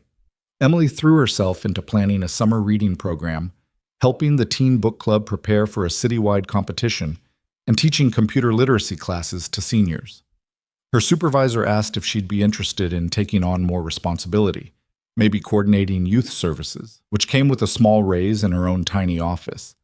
Emily said yes before really thinking about whether she had time. When she told Damien that night, he just smiled. "That's amazing, you'll be great at it. It's more hours, more responsibility. I might not be home as early some nights. So we'll adjust. Emily, I don't expect you to structure your life around mine. You have a career. It matters. Do what makes you happy." "You make me happy," Emily said, then felt immediately embarrassed by how sappy it sounded. But Damien just pulled her close. "Good. You make me happy too." 2 weeks later, Claire threw what she called a casual dinner party, which turned out to be code for Meet the Extended Whitmore Family. Emily spent 3 hours being introduced to Damien's mother, Victoria, elegant and sharp-eyed and clearly trying to determine if Emily was a gold digger, his Uncle Thomas, who owned half of Chicago's commercial real estate, and various cousins and business associates who all seemed pleasant but evaluating. "Breathe," Damien murmured in her ear during a brief moment alone. "You're doing fine. Your mother hates me." "My mother doesn't trust anyone. Give her time." But Victoria cornered Emily near the end of the evening, and Emily braced for judgment. "You're nothing like I expected," Victoria said, studying Emily with the same dark eyes her son had inherited. "I'm sorry?" "Damien's dated before. Shallow women who wanted his money or his status. You actually care about him, and Sophie. It wasn't quite approval, but it wasn't condemnation either. My son's been half alive since Sarah died. You brought him back, so thank you." Emily didn't know what to say to that. "I'm not trying to replace her." "I know. If you were, I would hate you." Victoria's smile was slight but genuine. "But you're not. You're just being yourself. That's exactly what he needs." It was the closest thing to a blessing Emily was going to get. She'd take it. Life settled into a rhythm that felt almost normal. Emily worked at the library, came home to Sophie's enthusiastic greetings and Damien's quiet presence. They had dinner together every night. Sophie started calling Emily just M instead of her full name, which felt significant even though no one acknowledged it out loud. Weekends were spent at the park or the museum, or just lounging around the house reading while Sophie constructed elaborate adventures for Mr. Waddles. It was good. Better than good. Emily kept waiting for the catch, for the moment when everything fell apart. But weeks passed and disaster didn't strike. Then one afternoon, Emily's phone rang at work. Unknown number. She almost didn't answer, but something made her pick up. "Emily Carter?" A woman's voice, vaguely familiar. "Yes? This is Linda Carter. Your mother." Emily's stomach dropped. She hadn't spoken to her parents in 2 months, not since before the restaurant incident, before Damien, before everything changed. "Hi, Mom. I've been trying to reach you. Your phone's been going to voicemail." Because Emily had been avoiding her parents' calls, knowing they'd want to talk about Sabrina, and Emily wasn't ready for that conversation. "I've been busy. New job responsibilities. Too busy to talk to your mother?" Linda's voice had that particular edge that meant she was gearing up for a guilt trip. "We've been worried, Emily. Sabrina told us some very concerning things about this man you're living with." Of course she did. The legal agreement prevented Sabrina from contacting Emily, but nothing stopped her from manipulating their parents. "Mom, whatever Sabrina told you..." "She says he's controlling, that he isolated you from your family, that you're not allowed to see your own sister anymore because he doesn't approve." Emily closed her eyes. "That's not true." Any of it. Then why haven't you called? Why have you been avoiding us? Because I knew you'd take Sabrina's side. You always do. The words came out sharper than Emily intended. Silence on the other end of the line. That's not fair, Emily. Isn't it? When has anything with Sabrina ever been fair? She spent our entire lives making mine miserable, and you've never once stopped her. She's your sister. She blackmailed me, forged my signature on legal documents, set me up to be publicly humiliated, and when I finally stood up for myself, she tried to destroy my relationship with lies to the press. Emily was shaking now, voice rising. So no, Mom, I'm not talking to Sabrina, and if you can't respect that, I'm not talking to you either. She hung up before her mother could respond. Emily sat at her desk, heart pounding, hands trembling. She'd just hung up on her mother, told off her own parent, set a boundary she'd never had the courage to set before. It felt terrible and liberating in equal measure. That night at dinner, Emily was quiet. Sophie noticed first. Are you sad, Em? A little? Why? Sometimes grown-up stuff is complicated. Oh. Sophie considered this. Mr. Waddles says when things are complicated, you should eat ice cream and think about penguins. Despite everything, Emily smiled. Mr. Waddles is very wise. After Sophie was in bed, Emily told Damien about the phone call. He listened without interrupting, just holding her hand while she recounted the conversation. You think I overreacted? Emily asked when she finished. No, I think you protected yourself. That's different. She's my mother. Being your mother doesn't give her the right to guilt you for having boundaries. He pulled Emily into his lap. You told me once that being kind isn't the same as being a pushover. Maybe it's time to show your parents that. What if they choose Sabrina? What if I lose my whole family over this? Then they're choosing to lose you, and that's on them, not you. Damien kissed her forehead. But Emily, you have a family, here, with us, and we're not going anywhere. Emily buried her face in his shoulder and let herself cry. For her parents who'd never protected her. For the sister she'd lost before she ever really had her. For the family that could have been if anyone had cared enough to stop Sabrina's poison before it destroyed everything. But also for relief. Because Damien was right. She had a family now.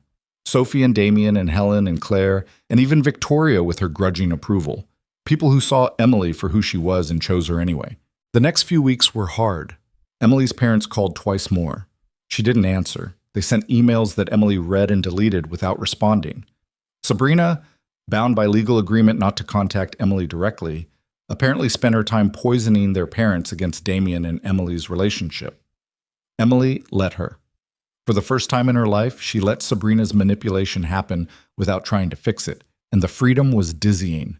Her library position officially changed to Youth Services Coordinator.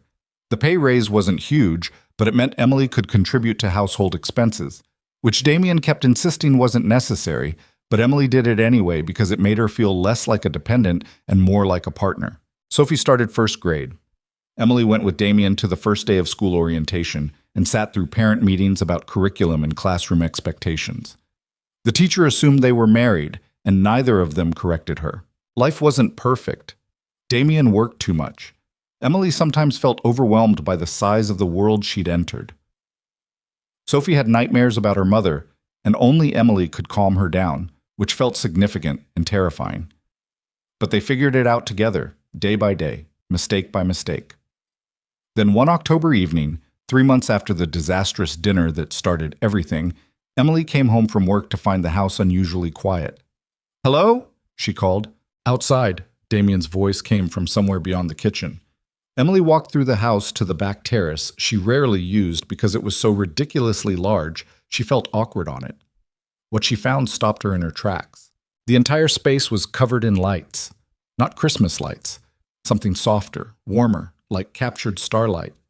There was a table set for two with actual china and wine glasses and candles, and Damien stood in the middle of it all, wearing a suit but looking nervous in a way she'd never seen him.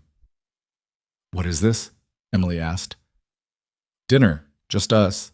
Sophie's at my mother's for the night." "You planned this?" Helen helped, and Claire, and Sophie contributed ideas about what flowers you like. He gestured to the centerpiece, a mix of wildflowers that Emily had mentioned once, months ago, liking at the farmer's market. Emily's throat was tight. This is too much. It's not enough. Damien moved closer. Emily, 6 weeks ago, you walked into my life in an ugly dress, pretending to be someone you're not. And somehow, you became the realest thing in my world. You're the first person I think about when I wake up. The person I want to tell about my day. The one who makes Sophie laugh and challenges me to be better and doesn't let me hide behind work or money or emotional distance. Damien, but Matt, I'm not done. He reached into his pocket, and Emily's heart stopped. I know it's fast. I know we haven't even been together 4 months. I know all the logical reasons to wait. But Emily, I spent 3 years waiting to feel something, waiting to live again. And I'm done waiting. He dropped to one knee, and Emily couldn't breathe. I love you, not because you're convenient or because Sophie likes you or because you fit into my life easily. I love you because you're stubborn and kind and you make terrible jokes and you cry during animated movies and you see the best in people even when they don't deserve it. You make me want to be the man you think I am.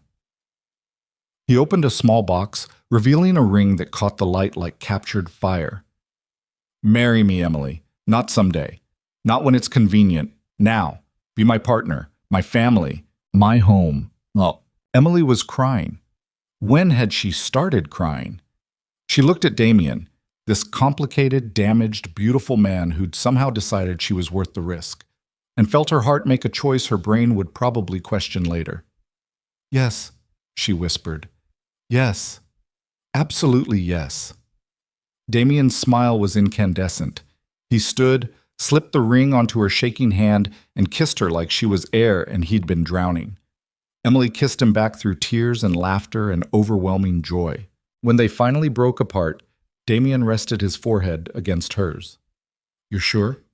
Because there's no takebacks. Once you're a Whitmore, you're stuck with all of us. I've never been more sure of anything in my life. Good. He kissed her again, softer. Because I'm never letting you go. They had dinner under the lights, eating food Emily couldn't taste because her heart was too full.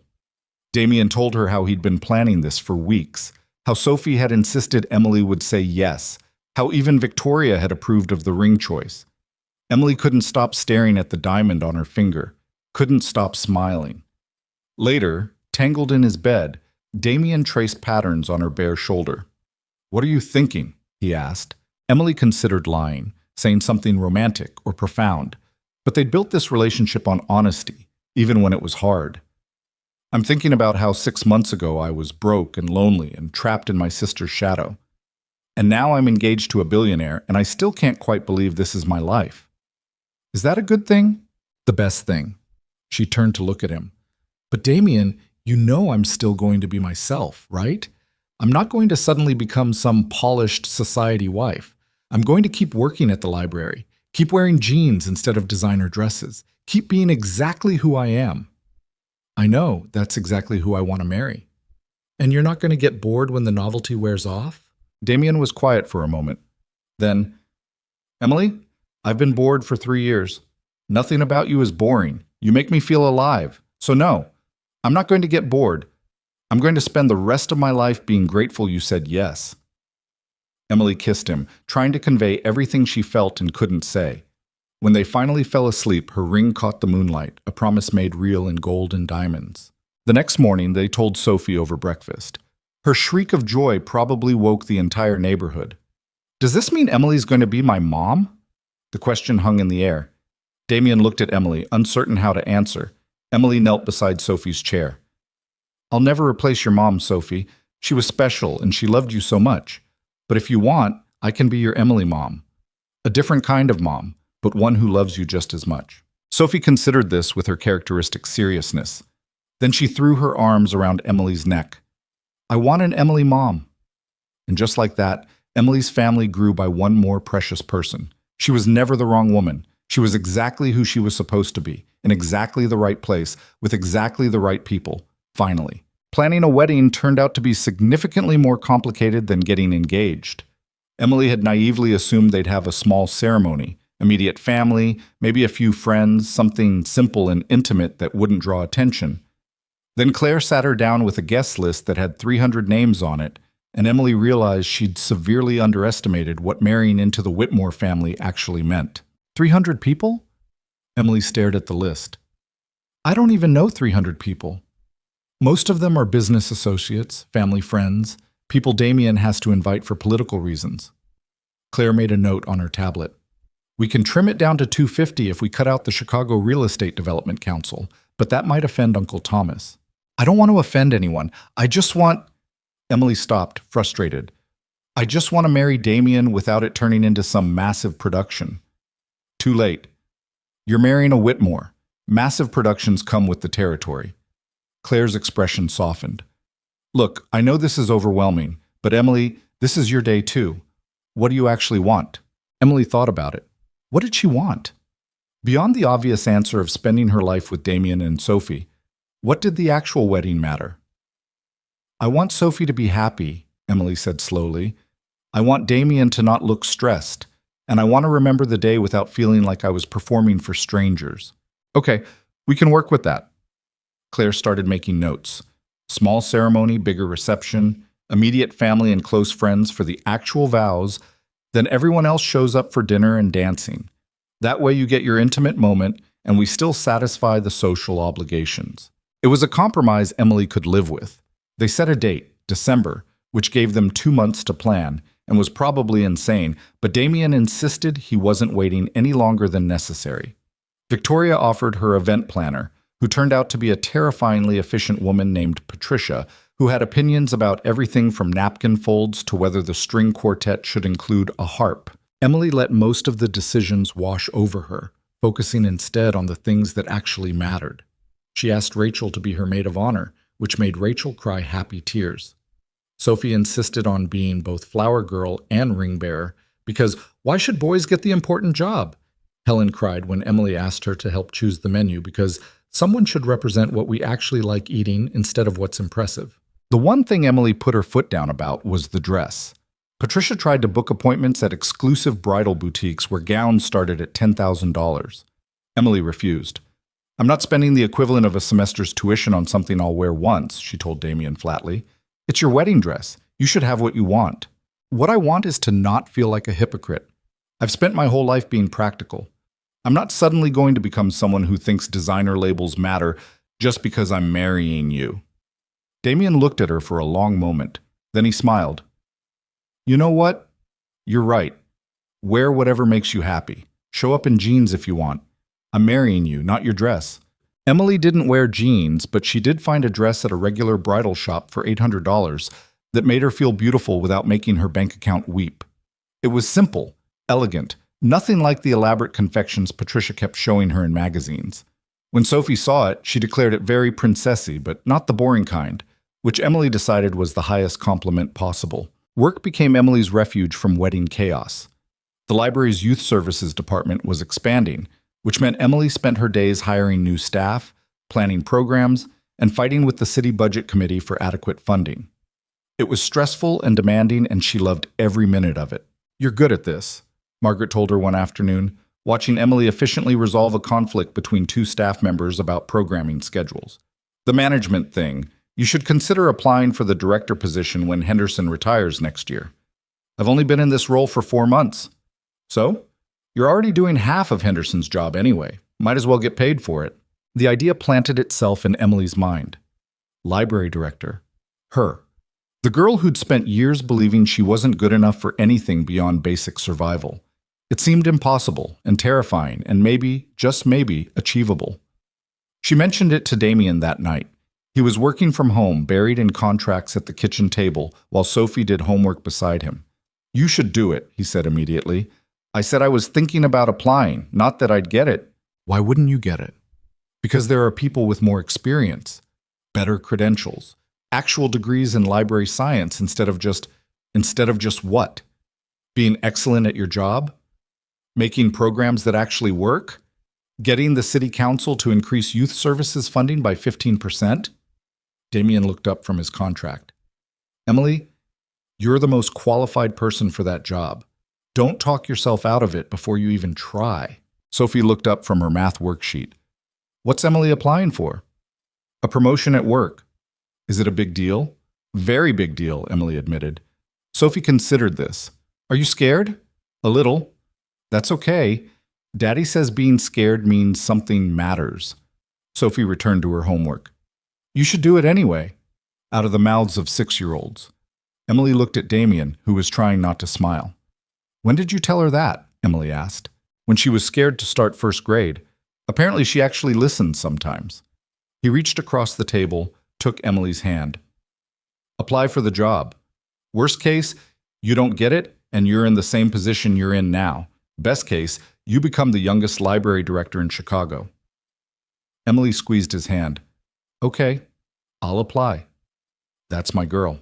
3 weeks before the wedding, Emily's father called. She'd been avoiding her parents' attempts at contact for months, but something made her answer this time. Emily. His voice sounded older than she remembered. Thank you for picking up. Hi, Dad. Your mother and I, we've been doing some thinking about everything that happened with Sabrina and with you. Emily's chest tightened. Okay, we were wrong. The words came out rough, like they'd been hard to form. We were wrong to always take Sabrina's side. Wrong to expect you to accommodate her behavior. Wrong to make you feel like protecting yourself was a betrayal of family. Emily couldn't speak. Her father had never apologized for anything in his life. Sabrina came to us last month, he continued, wanted money, said she deserved it because you'd stolen her boyfriend and ruined her reputation. And your mother she finally saw it. The manipulation, the lies, everything you'd been trying to tell us for years. What did you tell her? We told her no. We told her that what happened was her own fault. And we told her she couldn't come back until she got help. Real help. Therapy, not just promises to change. He was quiet for a moment. She didn't take it well. She never does. No. But Emily, we should have protected you from that years ago, decades ago. We failed you as parents, and I'm sorry. Your mother's sorry too, even if she can't quite bring herself to say it yet. Emily's eyes were burning. Why now? Why are you telling me this now? Because Claire sent us an invitation to your wedding, and we don't want to show up without clearing the air first. We don't deserve to be there, but we'd like to be, if you'll have us. Emily looked around the kitchen, at Damien working, at Sophie humming over her homework, at the life she'd built from the wreckage of her old one. She thought about forgiveness, about second chances, about whether blood relationships meant anything when they'd been poisoned for so long. You can come, she said, finally. But Dad, I need you to understand something. Damien and Sophie, they're my family now, my real family. The people who showed up when I needed them. You and Mom, you're welcome in my life, but you don't get to be the center of it anymore. And if you can't respect that, we can. We will. He sounded relieved. Thank you, Emily, for giving us another chance. After they hung up, Emily sat staring at her phone.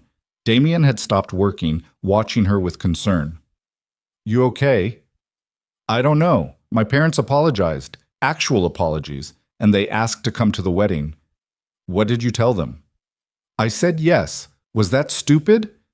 Damien got up, moved around the table, pulled Emily into his arms. It wasn't stupid. It was generous, which is very you. I don't want to be generous. I want to be angry. They let Sabrina hurt me for 30 years. You can be angry and still give them a chance. Those things aren't mutually exclusive. He kissed the top of her head. But Emily, if they screw up again, we protect you. No more free passes. Agreed? Agreed. Sophie had been listening with the selective attention of children everywhere. Are the mean grandparents coming to the wedding? Emily almost laughed at the designation. They're not mean exactly, just complicated. Mr. Waddles says complicated people need extra snacks and someone to watch them carefully. Mr. Waddles is very wise about human nature. The weeks blurred together.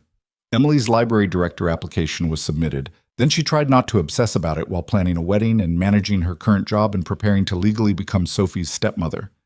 The paperwork for that alone was complicated. Damien's lawyers handling everything, but Emily insisted on reading every document because she wanted to understand exactly what she was agreeing to. You're going to be her legal guardian if something happens to me, Damien explained, walking her through the custody arrangements. You'll have the same rights as any biological parent. The weight of that responsibility was enormous. Emily looked at Sophie, who was in the living room teaching Mr. Waddles to ice skate on the hardwood floor, and felt her heart squeeze. "What if I'm not good enough?" Emily asked quietly. "What if something happens to you and I screw her up?" "You won't. You don't know that." "Emily." Damien turned her to face him. "You've been Sophie's mother in every way that matters for months now.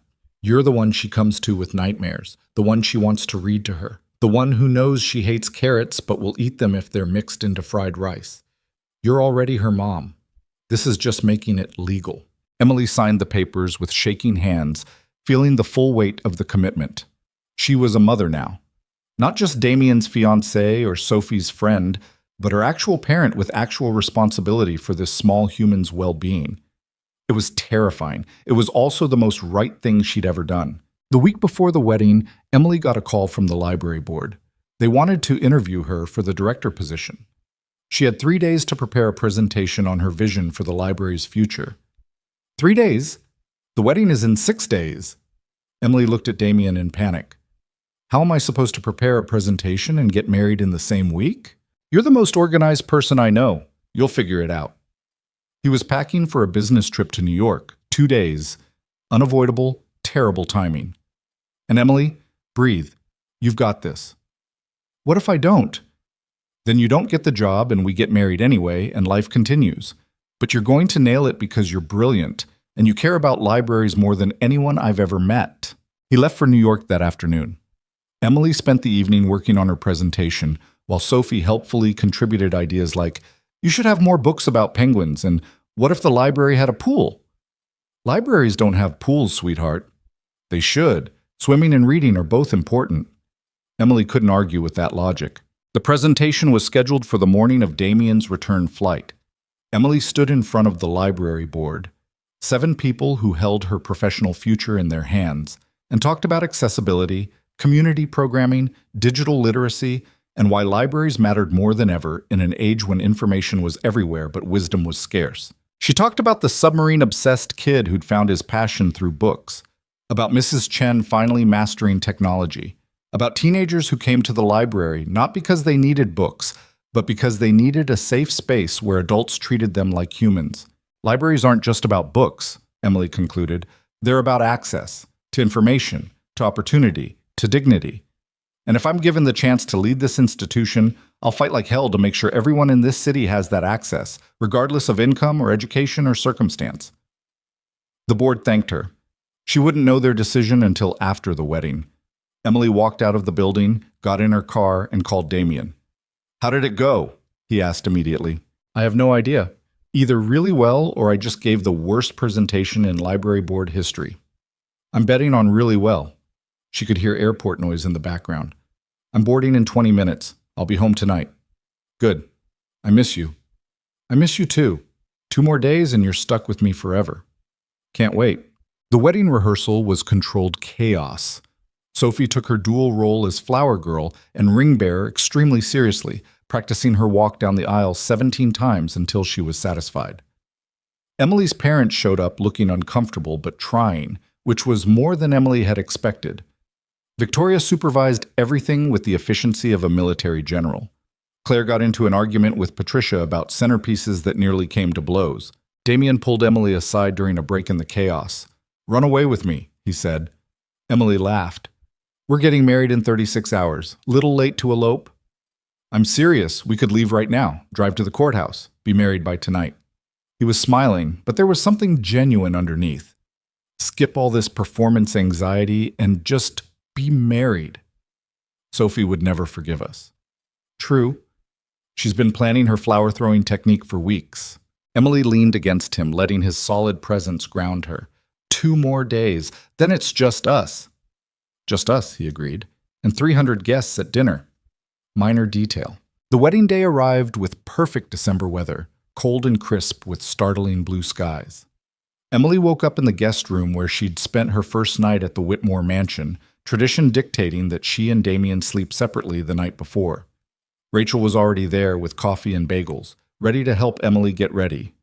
"How are you feeling?" Rachel asked. "Terrified, excited, like I might throw up." "That's pretty normal for a wedding day." Claire showed up an hour later with the hair and makeup team. Victoria arrived with the flowers. Sophie burst in wearing her flower girl dress and immediately started twirling until she got dizzy and crashed into the bed.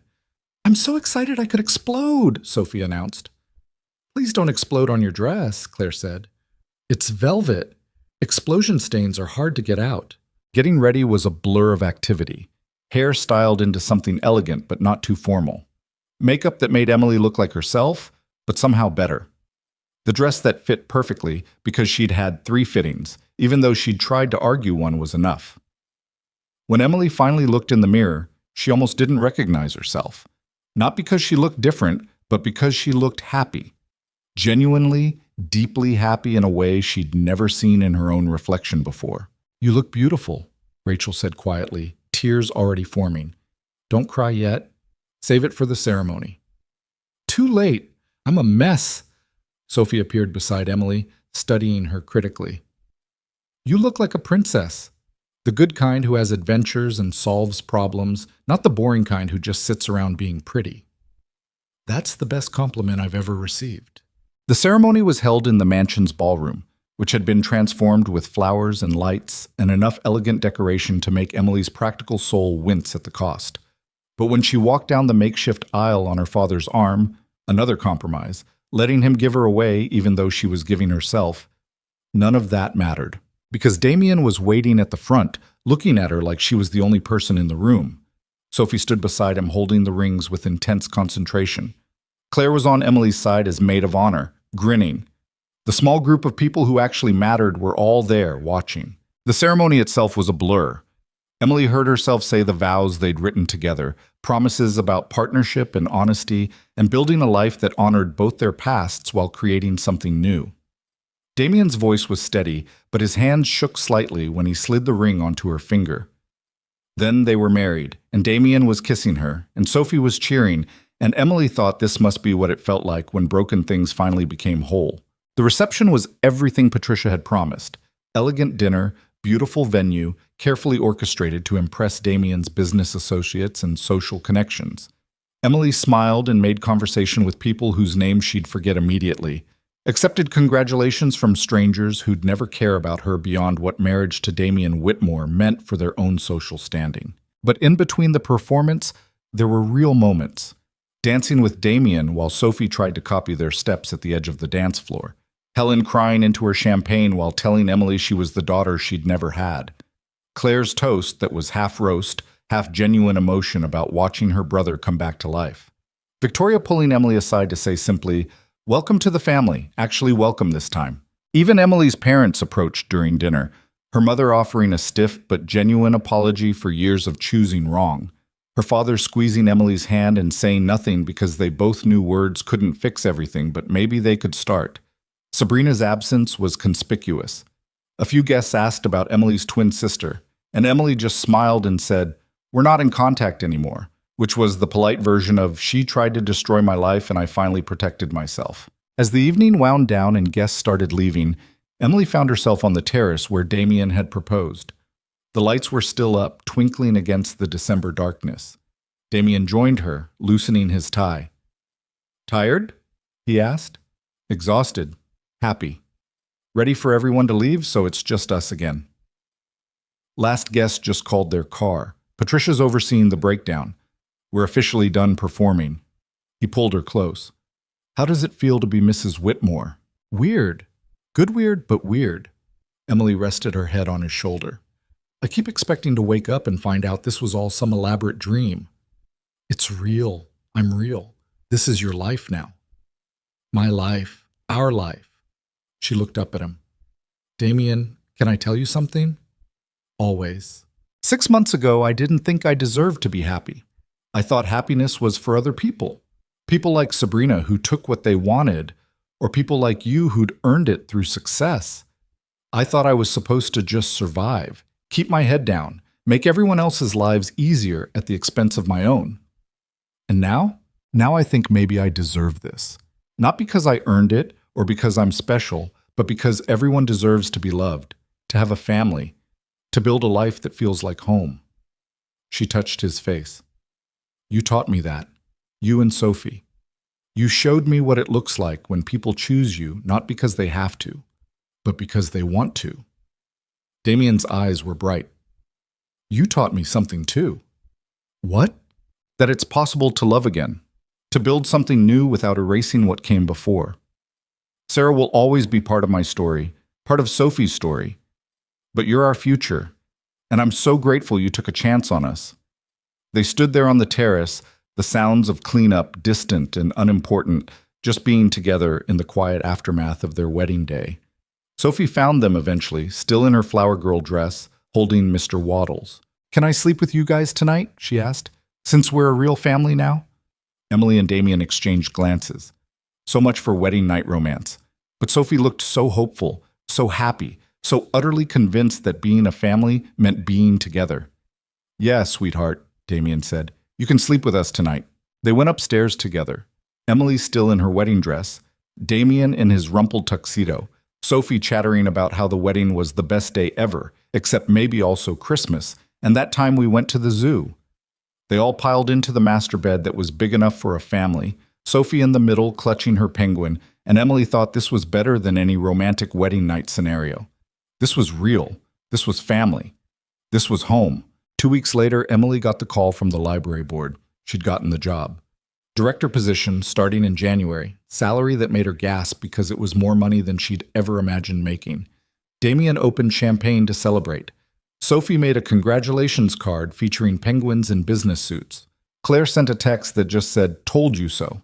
Victoria called to say she was proud, which from Victoria was practically a declaration of eternal devotion. Emily's first day as library director was terrifying and exhilarating. She had an actual office with a door that closed, a budget to manage, staff to supervise, programs to develop, and the power to make real change instead of just suggesting it. The first thing she did was greenlight a program for homeless youth to access library services without a permanent address. The second was to fight for extended hours so working parents could bring their kids after dinner. The third was to hire 2 new youth librarians and give them the resources to actually do their jobs well. It was hard work. There were days Emily came home exhausted and overwhelmed, wondering if she'd made a mistake taking on this much responsibility. But then she'd remember the submarine kid who became a marine biology major, Mrs. Chen teaching other seniors how to use email, the teenager who told Emily the library was the only place she felt safe. That was why it mattered. That was why she fought. Life settled into a new rhythm. Emily worked long hours but came home to Damien and Sophie. They had family dinners where Sophie told increasingly elaborate stories about first-grade drama. Weekends were spent at museums or parks, or just lounging around reading. Emily's parents visited occasionally, trying to rebuild a relationship that had been broken for decades. It was awkward and imperfect, but it was something. Rachel got engaged to a guy she'd been dating for 6 months, proving that Emily wasn't the only one who believed in whirlwind romance. Claire started dating one of Damien's business rivals, which led to the most entertaining family dinners Emily had ever witnessed. Victoria grudgingly admitted that Emily was acceptable as a daughter-in-law, which Claire translated to mean, she actually really likes you. Sabrina remained absent, bound by legal agreement, and, according to mutual acquaintances, living in Miami working some new angle Emily didn't care to know about. The silence was a gift Emily had given herself, and she protected it fiercely. One evening in March, almost a year after that disastrous dinner at Luminaire, Emily found herself in the library she now directed, long after everyone had gone home. She walked through the quiet stacks, running her fingers along book spines, thinking about the journey that had brought her here. A year ago, she'd been drowning, trapped in her sister's manipulation, convinced she didn't deserve better, going through life half alive because she'd learned that wanting things only led to disappointment. Now she was married, a mother, a library director making real change in her community, living a life that still sometimes felt too big for the person she used to be. But maybe that was the point. Maybe you didn't grow into the life you wanted. Maybe the life you built helped you grow into who you were supposed to be all along. Her phone buzzed. A text from Damien. "Where are you? Sophie wants to practice her presentation for school and insists she needs both parents there for the full effect." Both parents. Emily smiled at the words, at how casually Damien had started including her in that designation, at how naturally Sophie had accepted her as mom. She texted back, "On my way home." Home. The word still gave her a small thrill every time she used it. Not the guest room she'd been borrowing, not a temporary shelter. Home. Where she belonged. Where people waited for her not because they needed something from her, but because they wanted her there. Emily locked up the library, drove through Chicago traffic to the mansion that didn't feel intimidating anymore, and walked through the front door to chaos. Sophie had apparently decided her school presentation required costumes, and Damien was trying to figure out how to be a convincing tree while also reading from a script. "Emily, I need you to be the sun," Sophie announced.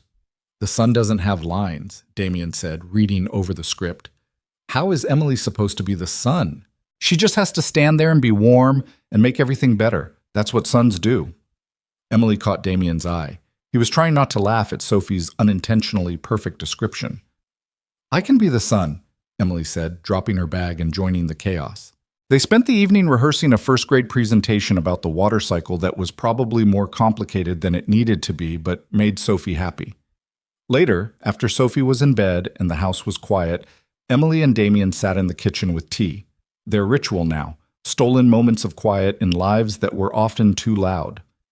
"She called you Mom today," Damien said. "At school pickup. Introduced you to her teacher as my Mom Emily." Emily's chest tightened. "Yeah? Yeah, I thought you'd want to know." "How do you feel about that?" Damien was quiet for a moment, considering. "I feel grateful. Sarah will always be her first mom, the one she lost too young. But Emily, you're the mom she's growing up with, the one who's here for homework and presentations and all the small moments that make up a childhood. I'm grateful Sophie has you. I'm grateful I have her, both of you." Emily took his hand across the table. "A year ago, I was pretending to be my sister at a restaurant, getting ice water dumped on me by a waiter she'd paid to humiliate me. If someone had told me that disaster would lead to this, to you, to Sophie, to a life I actually want to wake up to, I would have thought they were insane." "Would you do it again, knowing how hard it was?" "Every single part. The humiliation, the fear, the legal battles, cutting off my family, all of it," Emily smiled. "Because it led here.